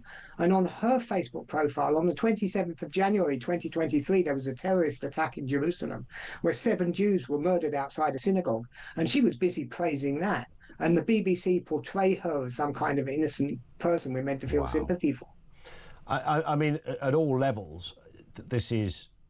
I mean, it's beyond, journalistically, it is beyond belief that this has happened. And I know, you know, I'm looking at all sorts of voices on social media, and I guess largely it depends on where somebody sits politically as to what view they form. But the one thing everybody should agree on is that even if the documentary went ahead, it should still, by any journalistic measure, have identified the fact that the person fronting it was related to a member of the government. Let's put it politely. I mean, firstly, you can't really use anything from Gaza without putting on a caveat. Of course. Because Hamas have editorial control. So I'm actually against the idea that our media generally, not just the BBC, have been running reports from Gaza. It's effectively just propaganda from Hamas that they've been fed. So there's that side of it. But yeah, it's look, I am one person with a keyboard and I don't speak Arabic. And I found this in hours. So how is it possible that the BBC, the entire organisation, failed to do the due diligence necessary? It's basically they just did not want to know. Well, you'd have to have... I mean, anybody that would have first seen the rushes of that documentary, as they call them, would have gone, right, where'd you get that kid from? I mean, that's, you know, he's clearly he's very fluent. He's clearly a bright kid. Nobody's, you know, he's quite a good presenter.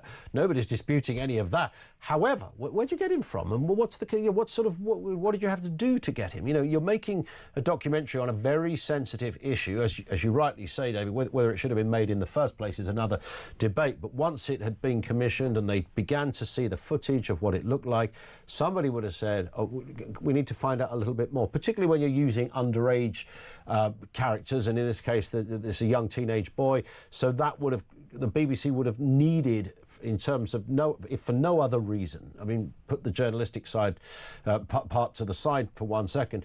In terms of due diligence and care, they would needed to have known about the backstory of that child. If they had just done the basic search, right? Not even a deep search, a basic search, they would have quickly seen that he was used by Channel 4 several times, late 2023 and early 2024, and they would have seen that he was given a different name with a different father. So at the very least, you start saying, well, hang on a minute, what's going on here? You know, the questions that should have been asked from the very beginning, they didn't do this work at all, and we need to hold them account. And basically, our money, our funding, our license fee has been used to spread Hamas propaganda. We have hundreds of thousands of people every 2 weeks walking through London with the Palestinian flag, and that's no surprise if our state broadcaster is a Hamas mouthpiece. Yeah, spot on. Was this an independent production, David? I believe so. I think there is a middleman here. I think there's an independent company that was used, and I think one of the two co-producers is a Palestinian activist. who was in Gaza 8 or 9 months ago. And the reason I ask that is because it doesn't in any way let the BBC off the hook. In fact, in many respects, it makes it so much worse because, you know, if ever there was a time when you might want to check and double check and triple check, you know what it's like as a journalist. You have to check sources. Anyone can write some old guff on social media. But if you want to be taken seriously, you've got to check sources, you've got to check context, you've got to know what you're doing. And anything, and it's not as if the BBC haven't previously been under the spotlight for, you know, for inaccuracies around this very story. So almost the chairman or whoever would, I know the chairman is not editorially involved, but you take the point. The highest voice, the Director General, should have been at the meeting that looked at this film and said, right, we want the answer to that, that and that. And as you say, just a cursory bit of, you know, keyboard work would have thrown up at least some initial questions. Absolutely. I mean, look, as I said, the assistant producer here, I mean, he's basically main man because the second the other assistant producer doesn't speak Arabic, which means that he's almost dependent on the Palestinian activist here to translate everything that's coming through. And you look at his timeline and it's just, you are looking at an activist timeline just full of extremist comments. And he's the person that the BBC felt was responsible enough to basically manage this documentary. The more I looked into it, the more I know about it, the angrier I become. Yeah. I mean, frankly, the BBC should be trying to employ you, David, you know, I don't know, to be exec-produce Panorama or something, just based on the work you put into this. Did you get any response personally from the BBC? Yeah, you're joking, aren't you? I mean, seriously. Kind of. I mean, well, there you go. There's your answer. Yeah. But look, actually, there is a point in what you're saying. Because for the last, 17 months, myself and others have been finding consistent mistakes in this BBC material. Now, if I was the boss of the BBC and I had someone out there who was consistently finding errors in my reporting and I wanted accuracy, the first thing I would do is I would pick up the phone and talk to them. And I'd say, come, we need you. So I'm not chest beating here. It's just a basic, obvious thing for them to have done was to reach out to the people who were finding the errors and ask them to come and help. Yeah. Some of the head honchos over there at BBC Towers are going to be facing MPs this week for a bit of a grilling. I mean, I would imagine those MPs, certainly some of them, will be pretty diligent on this. I mean, this could... I mean, as if they shouldn't be embarrassed enough already. I mean, this could really spotlight and highlight some real shortcomings here.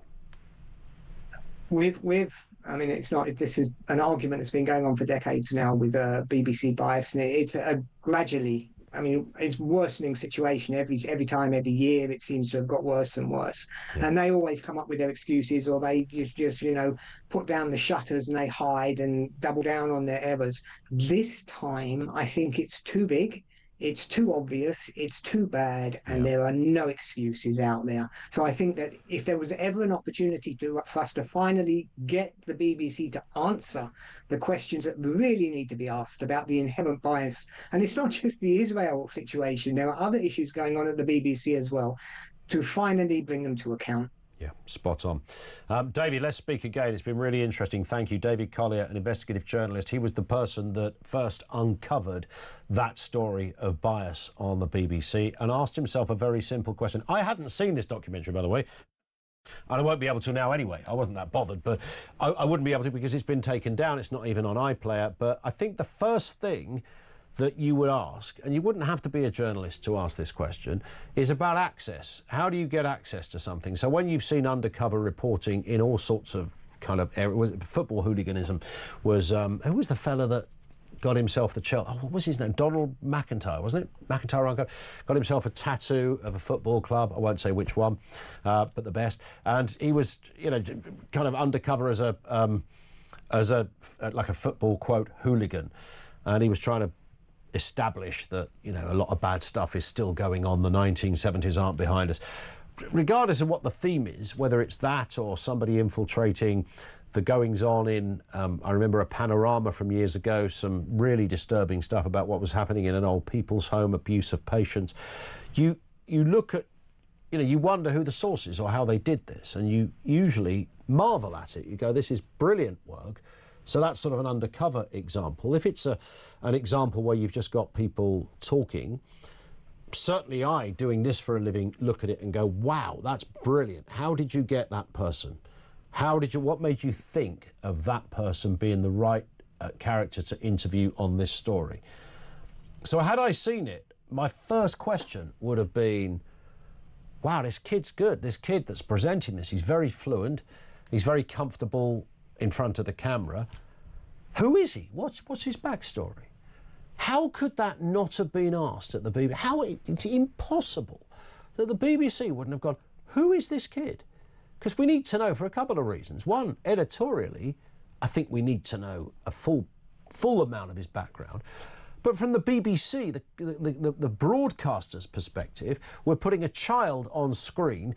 We need to know a little bit about that. You know, was that child exploited to get this footage? We need to know. And if they'd have found out, they'd have gone, oh yeah, his dad is a terrorist. Or, sorry, what? Well, he's one of the senior members of Hamas. Yeah, that's like the same thing, right? Nobody asked that. And then you get into all the other characters that David quite rightly pointed out. It wasn't just the one kid. There were others and crew members and goodness knows who else. It's an absolute flipping mess. How this ever got commissioned. But I can only imagine the folk at Beeb HQ preening their whiskers going, oh my God, we've got an amazing documentary. It's fronted by an ordinary kid over there in Gaza. Except it wasn't. 0344 499 1000. More from you on the way. Coming next on Talk.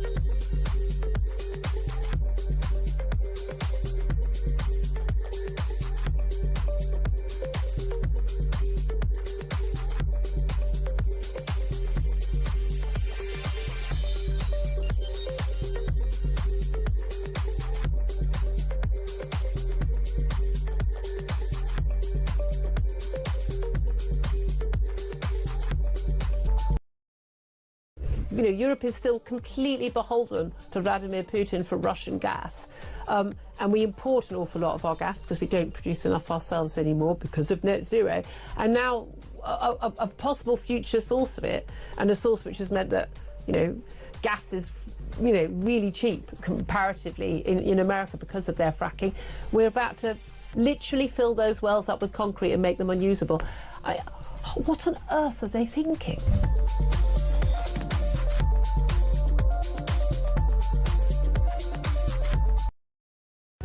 Across the UK, on DAB+, on your smart speaker, on your smart TV, and on your side.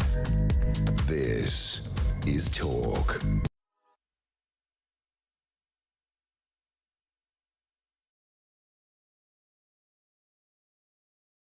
Apologies for that pause. For the third time, something's going on in my head. For the third time, I forgot to plug the microphone in. When you nip out into the... So here at Talk Towers, you can nip out and chat to the team that are with us. We were discussing a great night we had at the weekend because our Amy celebrated her birthday, the big 4-0. So she had a special birthday and great night was had by all. We were just chatting about that and I came back in. She gave me a biscuit, very generous, and I forgot to plug myself in. So apologies for the pause. It wasn't a technical hitch. Your DAB or your radio or your TV has not gone on the blink. It was user error. 0344 499 1000. Lots to get through here, including this, by the way, from Reg, who says the BBC have done it again. They won't apologise because they refuse to admit that Hamas are a terrorist organisation, so no one will be held responsible. I wouldn't be surprised if they put the show back up. Yeah. Well, they argue, they say, well, no one else calls them a terrorist organisation on a regular basis. But that doesn't get them off the hook, right? Not on this one. Before we go to our next guest, Voice of Doom is back. I think it's day 5 of The Voice. This is the mystery voice with the political angle. Could be a politician or someone connected in some way, shape or form, past or present, to the world of politics. Have a listen to The Voice. And see something different. Who is that? If you think you know, 87222. Don't phone in because there ain't no prize, kids. If you fancy having a crack and joining in, you can message on that number. Here's The Voice again. And see something different. Who the heck is that? Day 5, no one's got... Anyone know? Think you know who that is? We will tell you on the other side of the news at 3 if we get a right answer. If we don't, in that allotted time, so it's about 10 minutes or so, if we get a right answer, we'll reveal all. If we don't, it rolls over to the next day. Every now and again, somebody gets it right, like an hour later. You missed the boat, kids, if you do that. Or they maybe send me a message on Twitter, which legally doesn't count, according to the United Nations. So 87222, if you want to have a crack at this, here's The Voice again. And see something different. There it is. Thoughts on that? 0344 499 1000. Let's go to Nigel in Cornwall. Nigel, how are you doing? Very well, Ian. How are you? Yeah, very good, thanks. Yeah, what are your thoughts? We're talking about Russia possibly invading Europe. Particularly Poland has been mentioned a couple of times.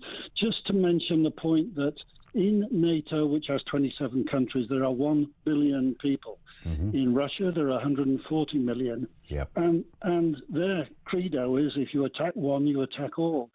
America is obviously still in there. At the moment, there are 3 or 4 countries that border Russia: Finland, Estonia, Latvia. They're talking about going into Poland, but you've got to get through Belarus before you get into Poland. Mm-hmm. And I just think it's so out there to think that Putin is not going to protect his legacy by losing a war, and this war at the moment he would lose. Well, do you think Putin would lose it? Yes, he would do. At the moment, you mean in military terms or in some other terms? Military. But he's got a greater might. Well, I see what you're saying about NATO if everybody came together. But if it was just Putin versus Zelensky, Putin wins, right?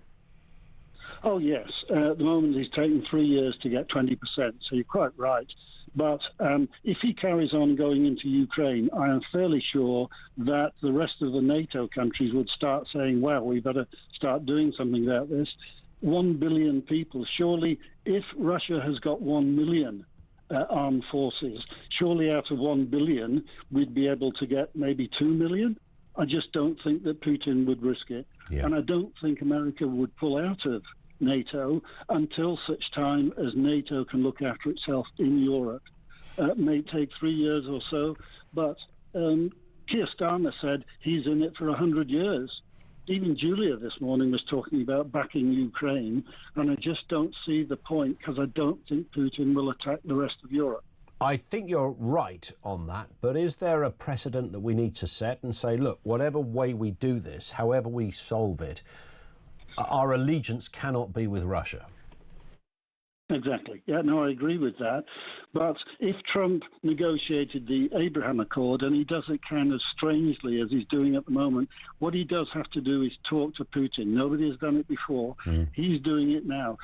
If he's the guy with the art of the deal, who from our side can say, no, you're doing this incorrectly? Yeah. I think he's got to speak to Putin first and then persuade him, guys, don't do it, because we've got 1 billion people here and we've got a fairly big army at the moment, but you'll have a bigger one to face if you carry on. Nigel, great call. Thank you for that. Nigel in Cornwall. I love considered views on these kind of things. Vince makes a point, reference that Gaza programme.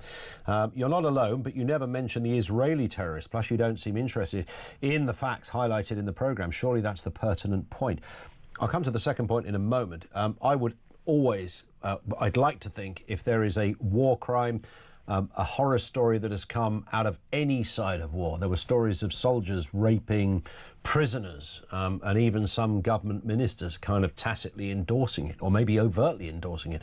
I would be as against that in 100%. But I don't draw my alignment or similarities or cultural values with Hamas, but I would with Israel. So, yes, forgive me, Vince, if I do draw a comparison there, living aside a death cult that thinks it's 1562, where women whether you're gay, whatever, any minority group, have almost no rights. Yes, you're right. My money, my bang for my buck is every time on Israel in that respect. So that doesn't mean, though, as you correctly point out, that we shouldn't also highlight when there are atrocities on the other side. And I would never wish to hide atrocities, even if they came from that side of it.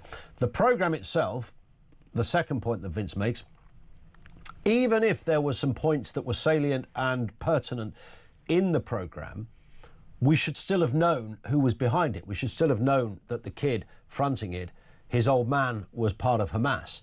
And one of the other kids was related to a senior police officer, Hamas related as well.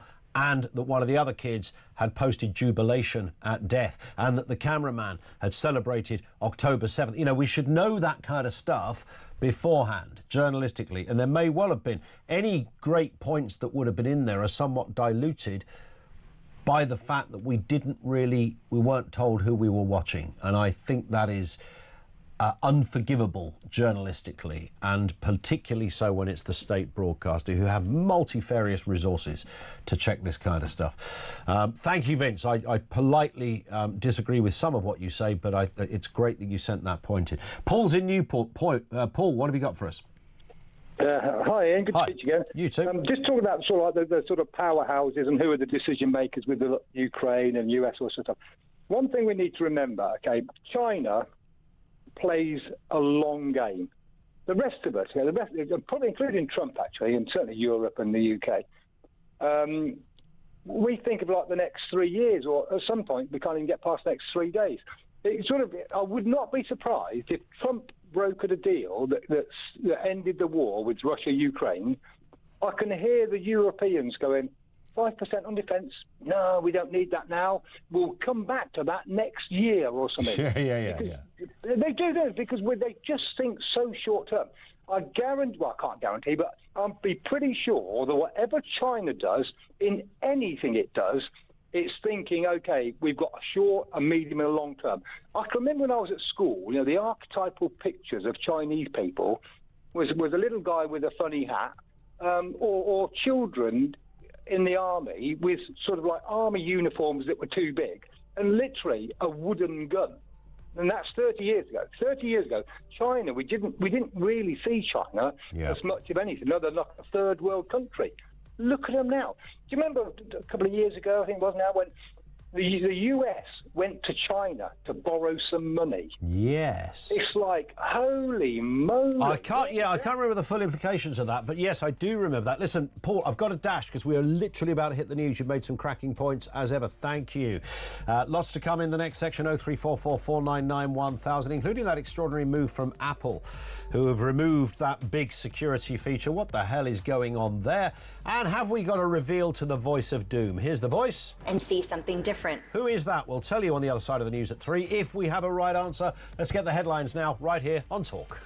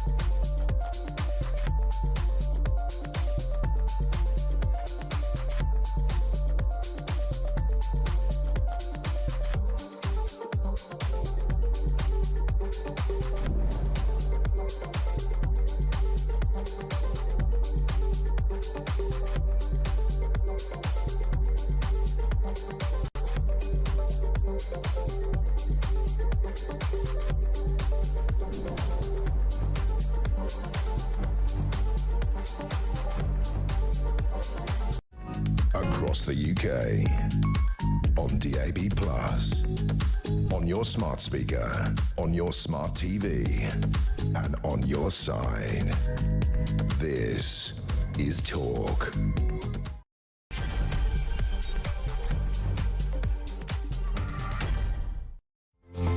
Yeah, good afternoon. Welcome back to the home of common sense. A load to get through in this section. We are, throughout the course of the programme, discussing Keir Starmer saying Russia does not hold all the cards as peace talks sort of continue.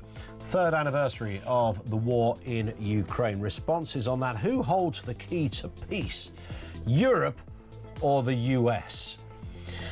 Your call's on the way. Also, knock, knock, it's the Thought Police. A grandmother has been visited by detectives as she criticised Labour politicians on Facebook for their involvement in the Hope You Die WhatsApp scandal. The old Bill got a whiff of this and went round and had a word. Apparently there's more to the story, but either way, whatever way you slice it, they had 2 available cops for that. And Apple has removed security features from iPhones in the UK in response to demands from the government to be given access to user data. I tell you what, we first copped that story Friday afternoon. It's gone mad on social, so we'll have details on that as well.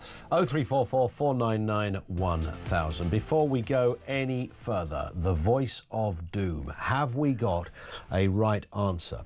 Sharon, by the way, says, I just said it out loud. You've done it again, haven't you, Ian? I'm sitting at my desk with you in my ear. Now, I don't know what Sharon's referring to, but I think it might be the voice of doom. It might be. I don't know. This was the voice we've been playing you. And see something different. It's gone on for 5 days. These are some of the wrong answers. Nikki Haley, no. Carla Denyer, no. Madonna. Jane Hartley. Jacinda Ardern, no. Caroline Leavitt. That's come up, I think, every day as a guess. Ivanka Trump. Taylor Greene. Sarah Palin. Joy Morrissey. It's none of these people. However, we have got a right answer. Drum roll. That's as good as it gets on this budget. The right answer is Monica Lewinsky. Monica Lewinsky is the right answer, says Rachel in Wakefield. We remembered you might. Is anybody going, who's Monica Lewinsky? Amy, did you know who Monica Lewinsky was? Yeah, even Amy had heard of her, and she prides herself in not knowing many of these characters because she's more interested in rugby than politics, which is fine. So, yeah, Monica Lewinsky, of course, famously had a bit of a moment with Bill Clinton in the Oval Office. Bill Clinton, of course, the president who couldn't walk past a cushion without wanting a relationship with it, decided that the intern was probably the best target, and him and her had a little bit of a... I don't know specifically what happened, but he did not... What was it? I did not have sexual relations with that woman. OK, right, I did not have sexual relations, so I didn't have sex with her. That might be possible, but there's a lot of rudies you can do before you get to the actual act. So, something happened there. She became rather famous or infamous, and then has gone on to carve out a really, you know, I kind of felt for her quite a bit, Lewinsky. I think she came over here to study at university and has sort of rebranded herself. Is that, if that's the right way to do it? Rachel in Wakefield, was she the first or the only person, Adam, with the right answer? The only person in the time frame that came through with a right answer. Monica Lewinsky it was. Which means we've got a brand new one tomorrow, so our Amy's got her work cut out as she ponders who to bring you next. Let's move to this story. The grandmother who says she's been intimidated into silence after police questioned her over Facebook posts criticising Labour councillors. Helen Jones was visited by GMP, that's Greater Manchester Police, just 48 hours after a complaint about her calling for councillors to resign following the recent WhatsApp scandal. Greater Manchester Police, meanwhile, has one of the highest crime rates in Britain, with almost 3 out of 4 shoplifting incidents, as one example, remaining unsolved. Let's speak with Harry Miller, former police officer and founder of Fair Cop. Here we are again, Harry. Good afternoon to you. Oh, it's a terrible afternoon, in all honesty. I cannot believe what's occurred yet again over this weekend. The police are simply refusing to learn. And let's not, I mean, there's all sorts of jokes that spring to my mind about, is it terrorise a granny day? But actually none of this is funny. It's absolutely not funny. 100%. When that grandmother says that she was terrified and humiliated, I absolutely believe her. If you've been subject to one of these knocks on the door by the thought police, it is absolutely terrifying. Even if you're made of strong stuff like I am, if you're made of strong stuff like the Telegraph journalist Alison Pearson is, it still has a devastating effect on your mentality, on how you think, on your mood. And my worry is, and it's a genuine worry, that at some point this is going to end up with somebody committing suicide.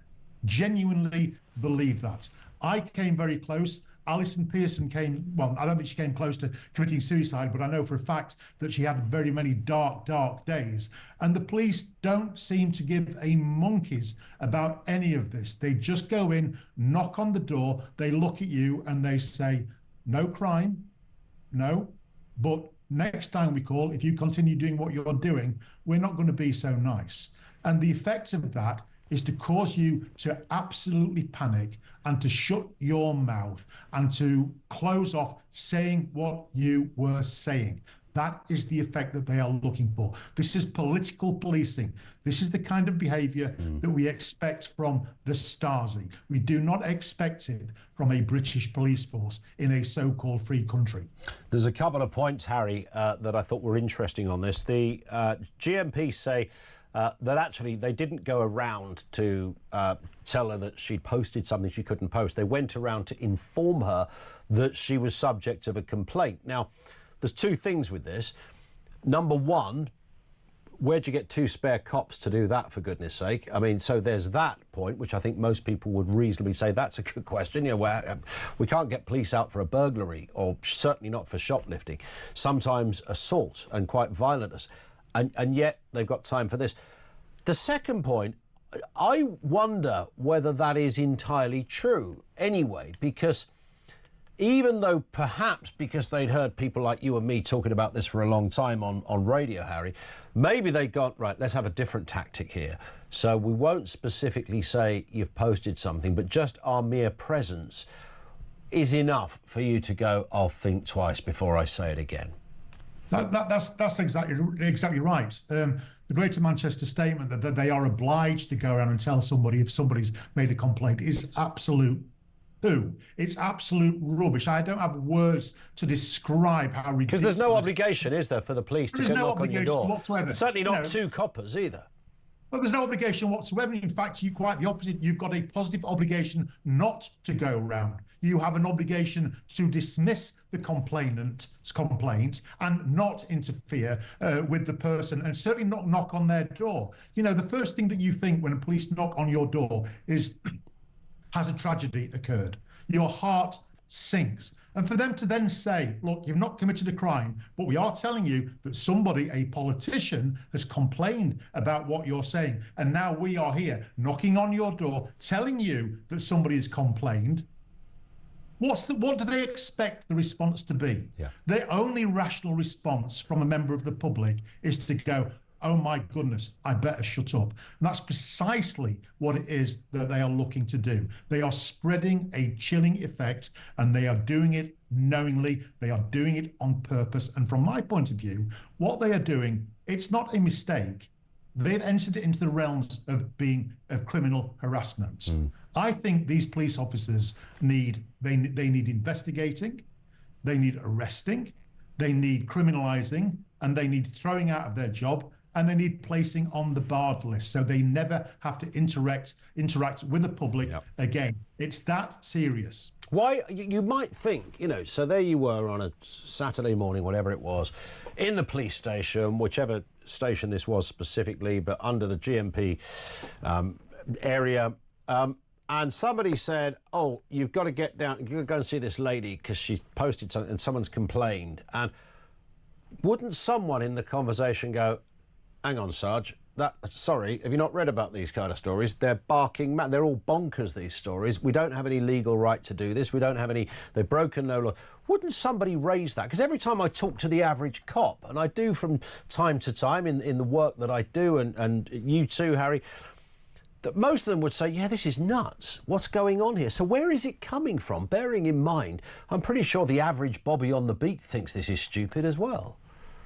Well, I think it's being driven by this crazy diversity and equality nonsense. It's replaced the rule of law. I mean, let's just look at the facts.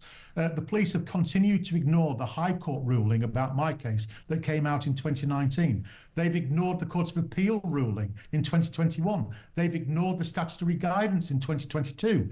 They are a law unto themselves, and they are simply not applying the rule of law. They've chosen something else. They've chosen to police offence, and they've chosen to police on behalf of a political class that they approve of and against the public about whom they disapprove. It's as simple as that. It's criminal behaviour. It's not just wrong behaviour. If it was an isolated incident, we could pass it off, but it's not. It's happening again and again and again. It's built into the software of police officers these days. And that's why I'm increasingly sympathising with the view of Peter Hitchens that our current police force is not fit for purpose. It needs abandoning, and we need to start afresh. I never thought I would say that, but I see no hope whatsoever. It needs radical, radical reform.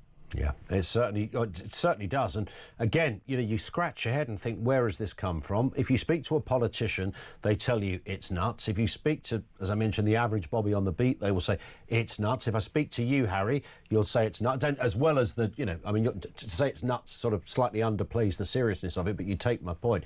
And yet here it is. Germany, apparently, I didn't realise this. I'm sure you're more on top of this one. Apparently, Germany, we look like a bad warm-up act to what's been happening in Germany.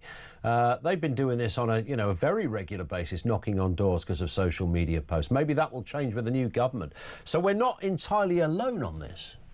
No, I agree. I think part of this stems out of Europe. Ursula von der Leyen talks about, what was it, not debunking, but pre-bunking. Yeah. And I think that's what's going on here. I think the police have become social engineers, and they are trying to pre-bunk crime by pre-bunking wrong information, and well, what they consider to be wrong information. It's an entirely European Stasi model of policing, where the police have become social engineers, and where the actual law is no longer the touch point for their action. It is a political ideology that's now at the basis for police action, and that is the definition of a political police force. Do you sense it is changing in any shape or form? Yes, I do, and I think it's changing for the worst. I see no hope whatsoever. We've gone through the normal channels. We've gone to the High Court. We've gone to the Court of Appeal. We've gone through the government. None of it is making a blind bit of difference. So I don't quite know what that leaves us with, because I'm certainly not an advocate of civil disobedience. But what do you do when the police are operating outside the law and when the public are at the wrong end of that? I just don't know what else to do. I'm going to have to give it some thought, Ian, because this cannot go on. As I say, somebody is going to end up committing suicide on the basis of a police intervention where they knock on the door over a non-crime. Indeed. And it's a very, certainly a generational thing as well. People... God, I can remember a copper turning up at my house when I was about 16 because he'd seen me do a moody manoeuvre on my moped and just happened to clock my number plate and came round to the house. This fellow was about 6'8" and just as wide. And to have that figure in your house is a very intimidating experience. And it was kind of meant to be. I mean, my dad was kind of like pro the copper at the time. He said to me, well, you should have been riding your bike properly, then you're half-wit. And that was fine. But the fact is, as you say, to some people, having the police turn up for something a little bit more intricate and detailed and bonkers in one respect, but sinister in another, to the wrong kind of person, because my mum thought at that point that I'd carried out, second-degree murder somewhere when this copper turned up, and there will be lots of people whose disposition is exactly that it terrifies them. Yeah, absolutely. And in that instance, there's a good reason for the police turning up. They're not criming you. They're just very concerned about your health and safety on two wheels. That's good policing. But turning up to somebody's house on the basis that you've criticised a politician is absolutely crazy. I mean, did anybody turn up at George Osborne's house when I think it was in 2017, 2018? He said that he wouldn't rest until he saw Theresa May chopped up in bits in his freezer? I don't think they did they? Yeah. They just let it go. But if a little old granny in a private Facebook group happens to criticise a Labour politician right now, then knock, knock, knock. The thought police are here, and they are there to terrify you into silence. Unbelievable. Harry, it's always good to get your view. The incredulity continues and compounds every time we speak to Harry Miller. He's a former police officer. He found himself in that situation. That's how he began Fair Cop. So, yeah, I mean, there's a lot to be said about this. I do find it confusing that, like so many of these stories, every time I speak to a police officer, in fact, if I go to the police conference, which I often do and probably will be later this year, I'm going to a bravery award in Cleveland in March. When I stand there at the bar and have a pint with serving officers, I bet you I won't speak to one who thinks this is okay. I'm pretty sure that will be the case. So what the hell is going on? 0344 499 1000. We'll have more comment from you on that.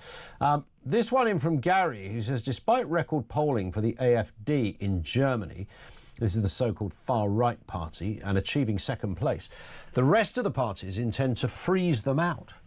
Welcome to democracy. I can see civil unrest in Germany. It's a curious one, that, isn't it? Because it is fair to say that some of the head honchos of the AfD have got a pretty murky past in some of the things they've said and done. I think, did one of them go to jail or was fined a record amount of money? I mean, horrible stuff. Having said that, if you're a democracy, do you remember that time they put Nick Griffin on Question Time and the world lost its mind? And in fact, it was a perfect editorial decision to put Nick Griffin on Question Time. I never went back again, by the way, because he was from the BNP, as I think it was at the time. And it caused a bit of a stink, and you'd have thought, Hitler had shown up. And as far as I'm concerned, a pretty grimy character. I think I might have even interviewed him myself at some point back then.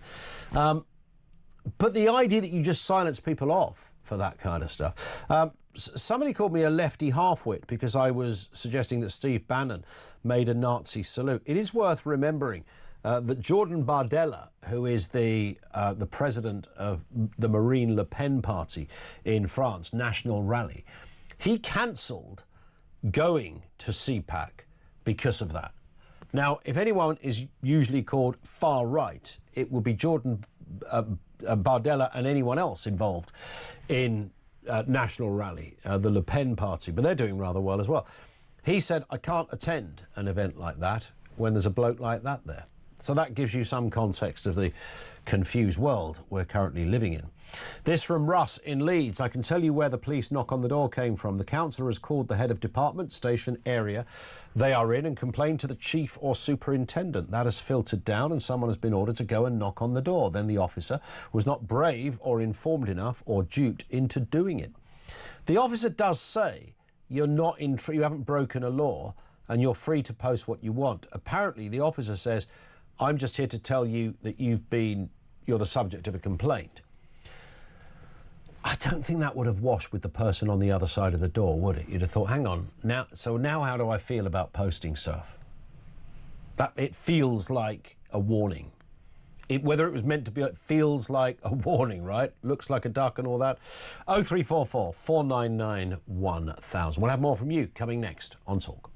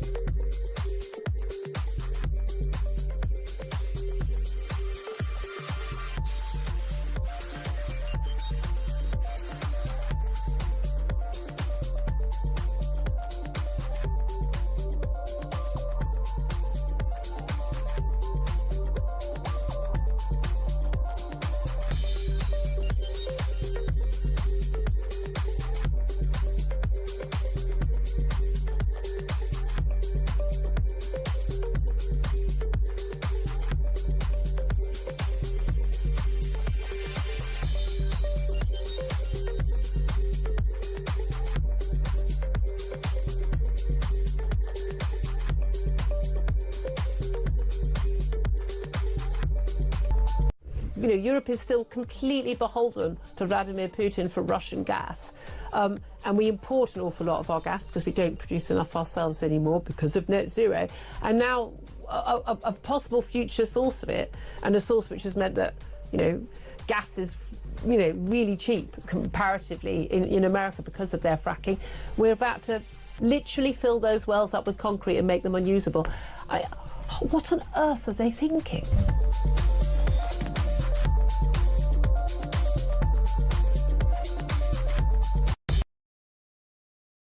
Across the UK, on DAB+, on your smart speaker, on your smart TV, and on your side. This is Talk. This from G in Leeds, who says, why on earth did Apple agree to go along with this Stalinist government's request to let them access people's mobile information? What are Apple getting out of it? I have nothing to hide. But it's still absolutely and utterly diabolical. They can't access your mobile, what it is. So if they thought there was a crime committed, they can get a court order and then we'll have access to iCloud stuff, which includes messaging, not WhatsApp. That's a whole separate deal. That's a Zuckerberg department. So don't hold your breath there, government. But they messaging, notes, photographs, crucially photographs for that kind of thing. So they have to get a court order. They couldn't just go and have a look. But nonetheless, that's not the point. The only thing I would say is this was going to happen even if the Tories were in power. I think that's where this began. That, like so many of these stories, because we're only 6-7 months into a new government, they are taking up the cudgels of the previous administration, and that comes into that whole online harms. And the other one that we mentioned a little earlier last week, which we are going to investigate a little, the Data Use and Access Bill, which has got to be worth a look. And if you look at my pinned tweet, or Twinned Pete, or Twin Peaks even, and there was a mash-up of a show, wasn't it? What the hell was that thing all about? Pinned tweet. I put the video on there of a guy called Bruce, I think his name is Bruce Unleashed or something like that. I didn't know anything about this guy. Unfiltered, Bruce Unfiltered. And he's put together something which I'm sure is absolutely correct. That's why we want to get him on and a few other voices on as well, just to see what the Data Use and Access Bill is. But as Bruce has described it, it's flipping terrifying. Forget this move by Apple. That's nothing compared to the Data Use and Access Bill. That's a far bigger problem. That's been almost waved through Parliament. OK, it's House of Lords stage already. Have you ever heard of it? If you haven't seen it, on my pinned tweet, have a little look there. You'll see for yourself. It's about a 6-minute video of Bruce explaining it. Now, I know there will be others that will say, no, there's another interpretation to this, which is why I asked the question, could there be a legitimate reason why a government would want to harvest data to this level? A legitimate reason. This is all about the government sort of putting all the departments together, everything in one basket. But according to Bruce, there's something more going on. Follow me on Twitter or X if you're not already, at Ian Collins UK, and see it for yourself. It's the Data Use and Access Bill. The guy Bruce explains his version of what he believes is going on here. You might have a different one, and that's fine, but have a look, because based on what he says, it's one of the most terrifying things I've ever seen in my life. At Ian Collins UK, follow me there, and you can see for yourself what the heck the problem is. Let's go to your calls. Matt is in Cheshire. Matt, how you doing? Hi, good afternoon, Ian. Afternoon. Fire away, Matt. Firstly, it seems there's only Nigel Farage and Donald Trump in the political world who are calling for peace. And the people who want war are trying to discredit Trump's efforts to make peace. On your main question of who is most likely to bring peace, I would say America is the key to peace.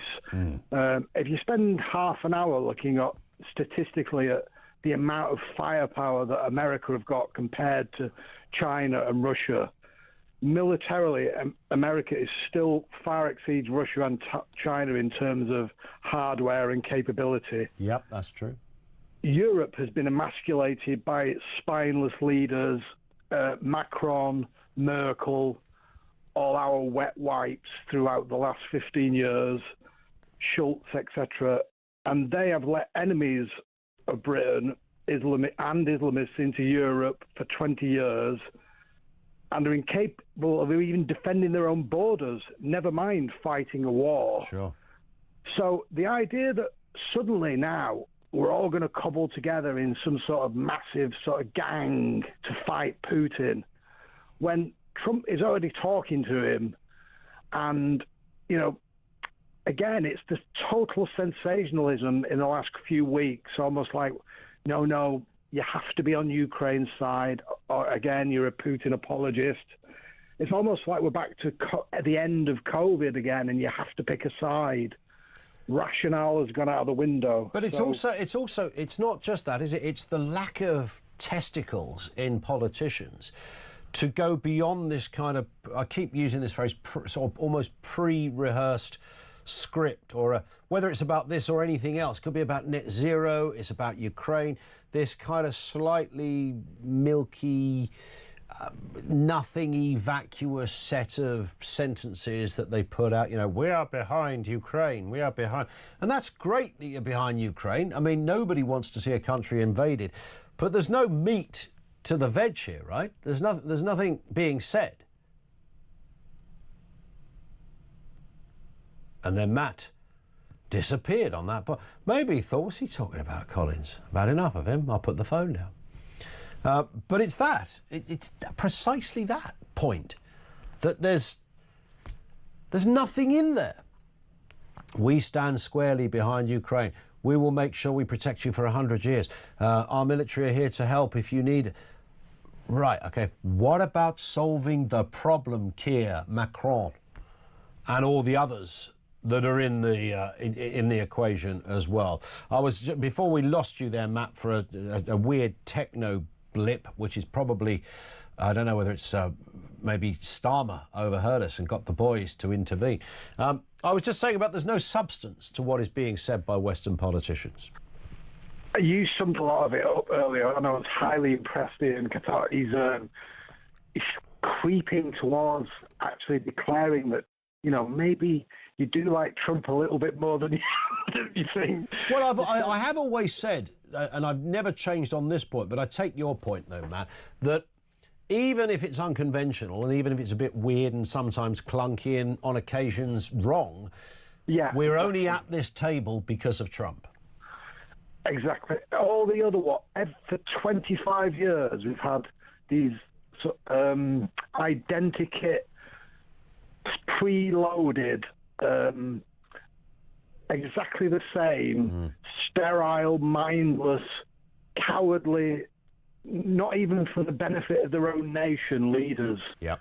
And Trump has broken the mold. I mean, I knew that the day he was elected, this is a new era in politics, and it's going to change a lot.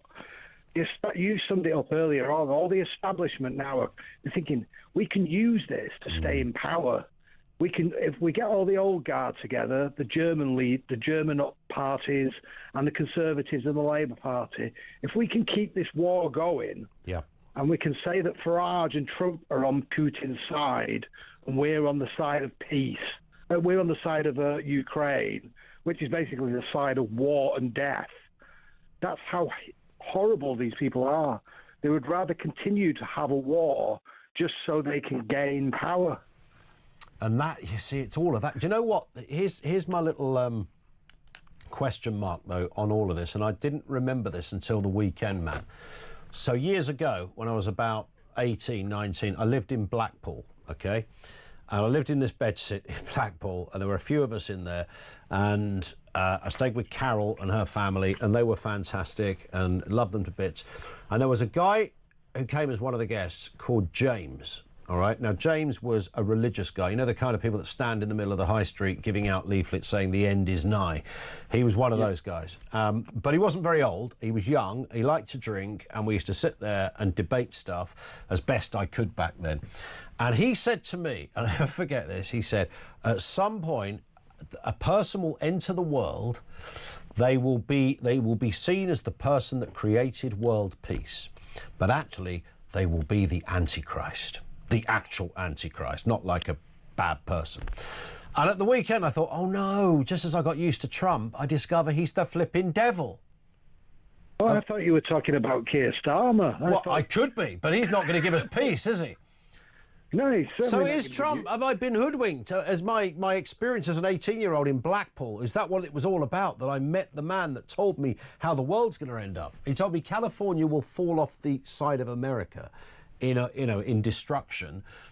And you think about fires and earthquakes and that sort of stuff. He said that will happen, and then somebody will come along and they will be the unlikely character that will make the world a more peaceful place, but actually they will be the devil because they'll be able to sell anything to anybody.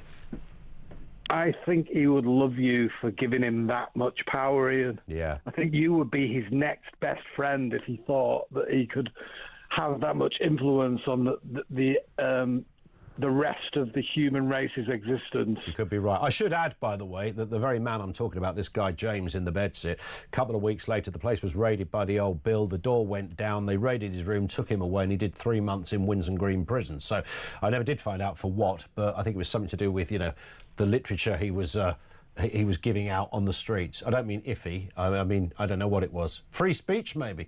Could have been an early victim of free speech. Listen, Matt, thank you for that. Matt in Cheshire. It's funny how things come up in your brain, isn't it? I wonder where this guy James is. I can't remember where he was from. He was older than me, but he wasn't that old. He was probably 30, I'm guessing. And yeah, he had the whole thing. He had all his leaflets and he used to give them out around town. And he'd be there in the middle of Blackpool town centre. I think he probably drifted from town to town over the years. And then he got nicked and sent to jail. And I did get a letter from him when he was in prison. And he said, oh, they've got me on some really weird charge or something. But I never found out what it was. But he did predict that the end will come when a person of peace turns out to be the devil.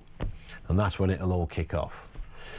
Yeah, I know, it's probably flipping hogwash, right? But it was intriguing. 0344 499 1000. We will talk about Apple in just a second. What is going on with Apple's? Are they capitulating to the Labour government on this security bill, or this issue around harms, or the ability for a court order to look at your iCloud when previously even Apple couldn't look at your iCloud? It's all changing over there at Apple HQ. Find out more coming next on Talk.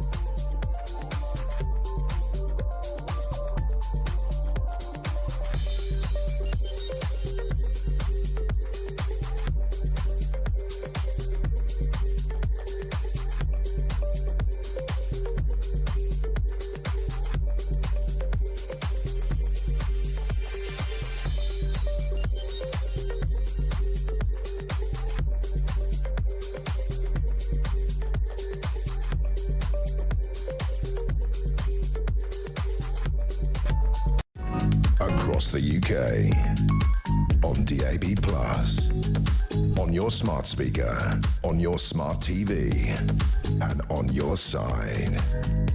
This is Talk. It is Talk. 0344 499 1000, 25 to 4. Jeremy, is Jezza back? Jeremy Collins is back at 4 o'clock here on Drive. We'll chat to him before then to find out what is going on. So, as we were discussing, Apple has removed its highest level of data security for British customers. Users in the UK will no longer have Apple's advanced data protection tool, which offered end-to-end encryption. The Home Office has demanded access to encrypted data in Apple's cloud service.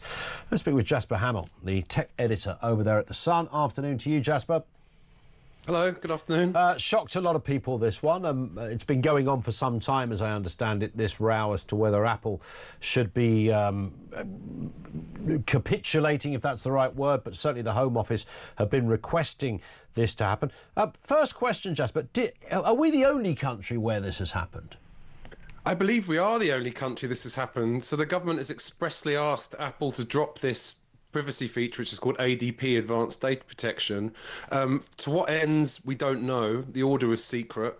Apple's not going to tell us. The government's not going to tell us. And we are the only country. And it's rather unusual for a free country to be putting these kind of limitations on its citizens' privacy, and concerning. So yeah, we are alone in the world, and I can't imagine it makes us look particularly enlightened. It was bizarre when I went onto settings on my phone on Friday night just to see, because obviously new users would have not been given an option for this to be there, but as an existing user, and it just comes up with, you know, the UK, in the UK we cannot provide this, and even just seeing that sentence isolated looked a bit weird, a little bit sinister. And what compounds it, to be honest, is what, as you've just correctly described, the government won't really give us any details on this. No, and in an era where people are getting knocks on the door for kind of criticising their local councillor, and for posting spicy memes and posting worse things, to be fair, you know, let's not do down the people that do deserve to get the knock on the door. It's worrying. I mean, what does the government want to look for when it opens up our iCloud? Is it going to be annoyed about a spicy meme or a kind of a rude WhatsApp comment? I mean, we've seen so many people now lose their careers over WhatsApp conversations. In my opinion, you should be able to say whatever you want in a WhatsApp conversation, no matter how offensive it is. It's a conversation. You know, if you were to say that to your constituents or your customers or your neighbour, fair enough, then you know you might deserve to get the police knock on your door, but we should have some sort of right to say what we want.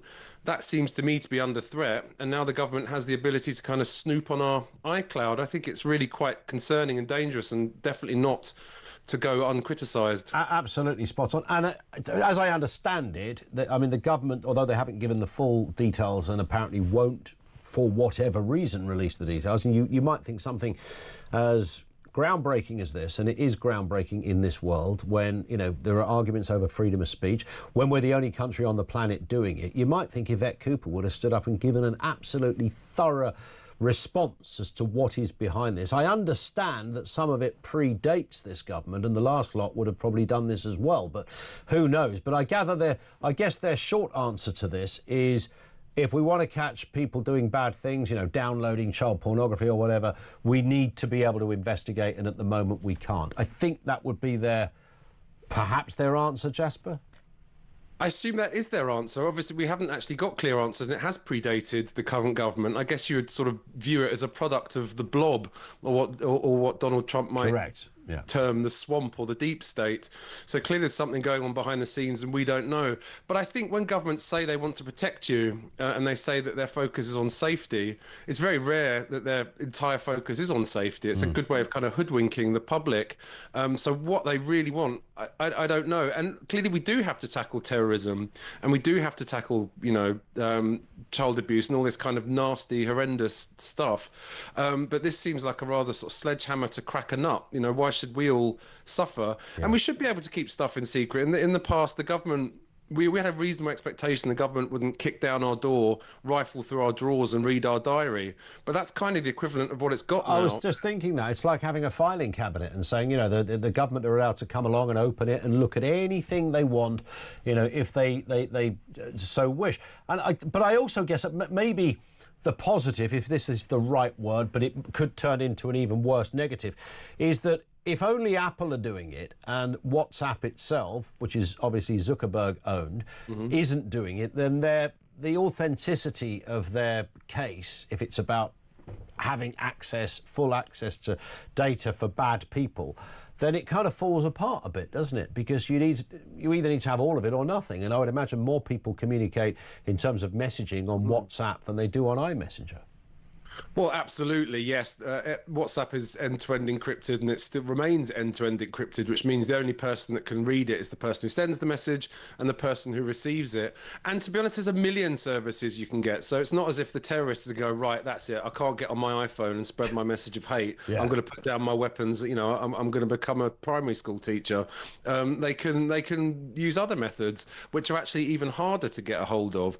And I think this tiny little interaction this tiny little decision, is not going to make a meaningful dent in the kind of the cyber nasties out there. They'll just move to darker, more mysterious and harder to access places. Governments seem to like this stuff. There's this new, I don't know if you're familiar with the Data Use and Access Bill as well, Jasper, which seems to be doing, fairly similar work in this department of, having the ability to look at stuff it previously couldn't. And in an era that, I get it, there are some bad people out there, whether they're terrorists, whether they're sex offenders, paedophiles, whatever they happen to be. But, when was the last time, we made policy based on worst case scenarios? We don't, the reason, I think it's called bad law in the legal world, that you don't do that. Otherwise, you'd be jailing people for all sorts of things, because we remove that as a sort of that sentiment, because it can be dangerous. It means that law becomes emotional rather than realistic and intelligent and all the rest of it. But that's what they're doing here. They're saying, look, there's 0.0001% of the population that might be pedos, so therefore we're going to ask the entirety of the population that we have the right to look at all of your photographs, all of your notes and all of your iMessages. I mean, that's bonkers. Well, it is, and I think it's a definite change in lawmaking. So I guess we flash back to another form of communication, the Royal Mail. There are incredibly strict protections on the Royal Mail packages. It's why, for instance, the dark web, people can successfully sell things and post them through the Royal Mail, because it's very, very difficult to get a warrant to open the mail. The postman, they really have to have deep suspicions about what's in that package, and then they have to phone the police. Then the police has to get a warrant, and then they can look.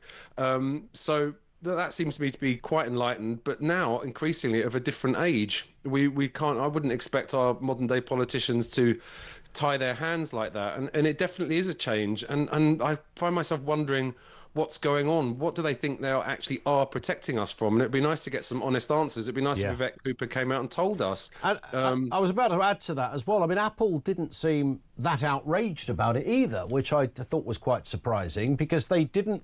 What they, and I think I've got this right, Jasper, you can shine some light, that they haven't, there's no backdoor key to our data, but they've just removed the feature, as it were. So they can say, we didn't give anybody a backdoor key, but the feature that provided your security has now gone. So, which is kind of the same, it amounts to the same thing for the user. You might think, bearing in mind Apple's entire integrity, he's sold on this kind of stuff. Whatever they know was big enough for them to dilute or obliterate their entire security for this country. Absolutely. Well, Apple sees privacy it describes it as a human right, and it's committed to privacy in all aspects of its work. It's not like Facebook, really. It's not like other social networks, for instance. It doesn't gather that much data on its users. And so it just pulled the feature. I think, frankly, it's probably the UK is just another big-ish, medium-ish market. It's not as if it's having to pull out of China or the USA. It probably just sort of took it on the chin. It's a bit of a reputational hit, a small one. I suspect probably in the upper corridors of Apple, they're not really that bothered about it. It's just a tiny little feature that's gone. It's a shame for us. It makes us look sort of a little bit silly, a little bit interfering. We sort of sneer at the EU for their rather strict rules on AI, which stops certain of the more modern AI models being used there. And we think, oh, aren't the Eurocrats going crazy, with overreach? But now we're doing it as well. I think we're probably more similar to Europe than any of us would care to dare admit. Yeah, that's the problem, isn't it? And you wonder what other countries may be forced to follow suit on this. Who knows? Listen, Jasper, it's been great speaking. Let's speak again on this and the other kind of associated stories around privacy. Jasper Hamill, tech editor over there at The Sun. Mark in Norwich says, just a small correction. You just said that WhatsApp messages are not stored in the iCloud. This is wrong. They are, in fact, stored in the iCloud. You can turn this off if you go into settings, but if you don't have enough memory, you will lose messages and media in WhatsApp. That's a good point. I hadn't really thought of that, although it does tend to ring a bell. Where else?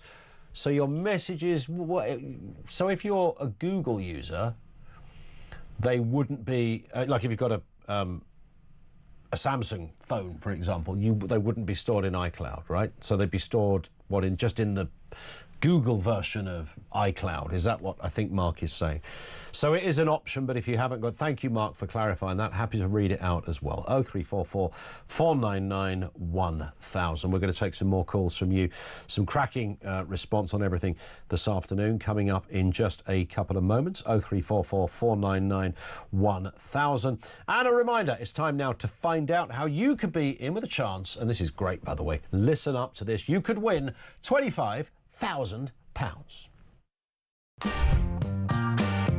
It's competition time, and we're giving you a chance to win a whopping £25,000. So what do you need to do to get involved? All you have to do is text the word prize to 83338, or you can enter by post. It's as simple as that. Once again, to get involved, just text the word prize to 83338, or you can enter by post. 18 plus, UK excluding NI. Enter by SMS for £2 plus one standard network charge by 11 p.m. on March the 3rd, 2025. Or send your name, email and contact number to £25,000 cash competition, PO Box 3190, Colchester CO2 8GP, to arrive by 5 p.m. on March the 6th, 2025. This is a News Broadcasting Network promotion. Full terms and conditions at talksport.com.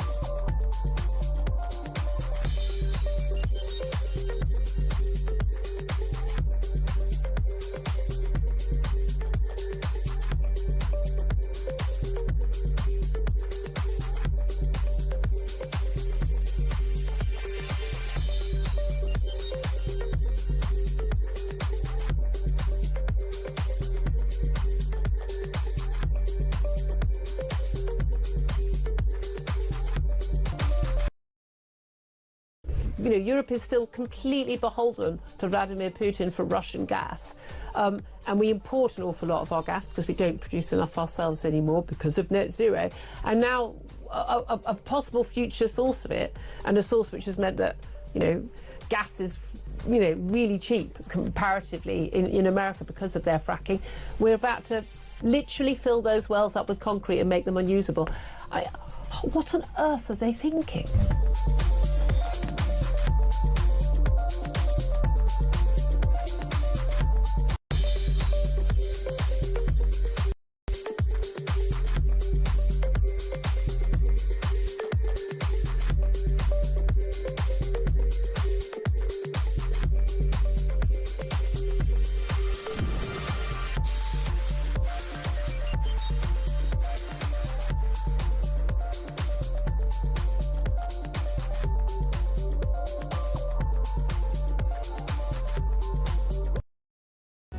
Across the UK, on DAB+, on your smart speaker, on your smart TV, and on your side. This is Talk. This is from Gary. The Chinese government doesn't have 5-year election cycles to worry about. That's why it can think and plan long term, and that's why what gives it an edge on the global political stage over Western countries. Yeah, that's such a simplistic but brilliant point from Gary. I mean, you imagine the wiggle room that gives you, the sort of headspace, politically speaking. You haven't got to think about, well, what's going to happen come the next election? Oh, no, we don't do that. We don't do elections. Well, not really. It doesn't matter. That's a whole different place. David says, do you realise more people were imprisoned in the UK for what they said on the internet than were imprisoned in Russia for the same reason? Yeah, I don't think that's true, by the way. It was said by a senator, or it might have even been J.D. Vance who said it originally. I don't think there's any evidence for that at all. It was something somebody said, and something that nobody can correlate. And if you knew how many journalists were in Russian jails and have been over the years, you would be able to see that. But it does come up in the last few days. I heard somebody repeat it on TV at the weekend, and they were correctly shut down for there's literally no evidence for that. And by the way, when you say imprisoned for what you say, as distinct from whether you broke a law. So if you incite a riot, that isn't an opinion, that's breaking the law, and always has been breaking the law. But just for what you said, I mean, knocking on people's doors, I would imagine, you know, we've not got a good track record on that of late, but I think, you know, I tell you what, if we lived in Russia, start saying stuff on WhatsApp groups or social media or in the middle of Red Square and find out how far we get. Not very far before somebody either exterminates you or chops off your Charlies, one of the two. Chris in Epsom. How you doing, Chris?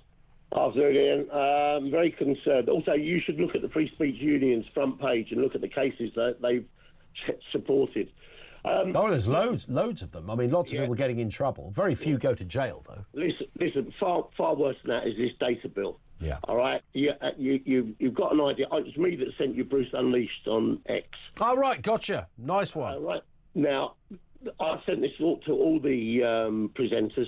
This is really, really scary. Actually, can I just correct you? Not that I want to remove your credit for that, but I actually found it on Friday online. And posted it. So it might have been yours I found. So either way, it was there, and I posted it on Friday. I don't know when you sent it, but I posted it on Friday afternoon. Yeah, no, I sent it to you today, mate. So you've yet to see it. My sending of it. But all right, yeah. The thing is that this data bill, it will give the government, all right. And believe me, they've asked Apple to remove the encryption because they've already into all the others. All right. When you say they're into all the other, they haven't got the ability to go to WhatsApp. Yeah, they have. Of course, they have. No, they haven't. Listen, don't believe that WhatsApp is. If you're big enough, they can look into it. All right, and they only have to raise a court. At the moment. They have to raise a court order at the moment if they want to look at your. If they want to look at your... They could get a court order for if they thought you were a dodgy old whatever, they could give that a go, but they couldn't get into your WhatsApp. Right. We'll leave that alone. At the moment, if they want to look at any of your personal information, all right, they have to get a court warrant, a high court warrant. Yes. Now, what this bill does is it removes all of that, and it gives them access to all your data, all your banking data, money's in your bank, all your transactions you've made historically, as well as going forward. All right, and as well as that, almost word for word, is they're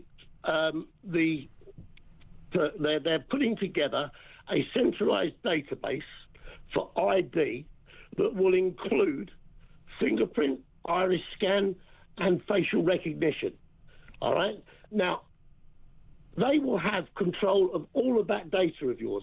But not only that, they've given themselves permission not to swap it within government departments, but to sell it on to private corporations. To private corporations. The only point I'm going to step in on that point, Chris, is that is one interpretation of what this might do. And I know that Bruce, he will be coming on with us at some point, and you know he's clearly looked at this and he said he used AI to interpret it and all the rest of it. There are other beliefs that actually nobody's going to be able to look at your bank account without, again, similar cause to do so. Oh, look, the data listen, okay, we can argue that point, but what this gives the government the use of, all right, is like their push unit at number 10. It can use an algorithm to use big data to push people's minds to where they want them to be, to think in a certain manner. All right, the same as Cummings did when he got all the people that hadn't voted. He got them out to vote for Brexit. All right, that was the use of big data. All right, with the Cambridge, whatever it was called. Analytica. Analytica. There you go. Now this gives them the power to be able to do that to everybody in the country. Well, I don't know if it gives them the power. That's the problem with this. We await to see how it would be implemented. What is unforgivable at the moment, and I really appreciate you raising it, Chris, is that this is going through Parliament without almost a scintilla of scrutiny from the media, which is why I want to highlight it. So, listen, Chris, I move on for no other reason than time, because we've hit the end of the programme. But you know what? The end of the programme is kind of irrelevant on this station, because the end of the conversation, there is no end to the conversation, because Jeremy Kyle is here, who's just had a couple of months off. No, I've had a week off, and can I just point out, never with bloody centre parks with the children. I am knackered. I love centre parks. Mate, I had to cycle in one of those, you know those ones that have like a carriage on the back, and all of us sat there, 5, going, could you go a bit quicker? I nearly had a coronary 3 days on the bounce. Right, did it last year, also with a 5-year-old, who, because he enjoyed that more than cycling, that's what I had to do. He didn't cycle at all. He just sat there. No, mine didn't. Could we go faster? He couldn't several interesting moments going down the rapids. The woman sat me in the shadows and went, "You look just like Jeremy Kyle," to which I said I thought he was dead, and carried on. But yeah, no good. Did you go down? Which one did you go to? Or can't you Longleat. You went to Why would I not say? Well, there might be sort of security reasons. No, there was none. Social security reasons. Nice treehouse, all good, but knackered. Love all of that. Yeah. Did you go down? They've got the cyclone thing in there. I did all of it. All of that, yeah. And I love it. It was horrendous. I was only trying. I had a cabana every day so I could change, so nobody would see me in my underwear. It's true. Yeah, there we go. But they have a bar, which you need a bar. Oh, a bar. Anyway, listen, what the hell's been going on in my absence? Oh, everything. Somebody decided, right, when's Kyle on holiday? Let's unleash absolute Mike Gainsbury mayhem. jailed for 10 weeks for punching a constituent. What did the guy do? Not vote for him? That's some kind of row about something. Apparently he's had the whip removed. One would you don't talk to your elected official like that no more, boy. He didn't speak in that accent, but he might as well have done. Didn't have the whip removed. Did you have his boxing gloves removed? I think that's going to be interesting. Going to get Richard Tyson at 4:30. Ask if they're going to absolutely reform. Yes. Concentrate on that constituency. That's the seat they could win. The other thing is firemen. I know. Listen, I know all about Ukraine and Trump, and I don't. Do you understand that at all? We started the programme with the phrase, I'm confused. Who are you meant to believe? Who are you meant to go, OK, this is the person that's going to solve the problem? Somebody sent me something the other day, and I'll probably be done for be told off for reading this, but this sort of, to me, sums up the sort of situation we're in. So the leaders of 500 million Europeans are waiting for 340 million Americans to protect them from 140 million Russians who haven't been able to beat 30 million Ukrainians in 3 years. That's a great stat. I mean, that sort of... I think I followed that. It's pretty nailed on, isn't it? Yes. So is he flushing them out, Trump, or what? I don't know, and that's the thing. Is he love your honesty, because I haven't got a clue. No, but that's the point, isn't it? Is he just playing a game like where he's... Because the one thing Trump has done is put it on the table. He's never... Before, everybody just talked in silly kind of platitudes, didn't say very much. It's a great word, that platitude. It's good, isn't it? Trump's gone, do you know what? And he might be a bit clunky in how he says it, but he's saying it, and we're now talking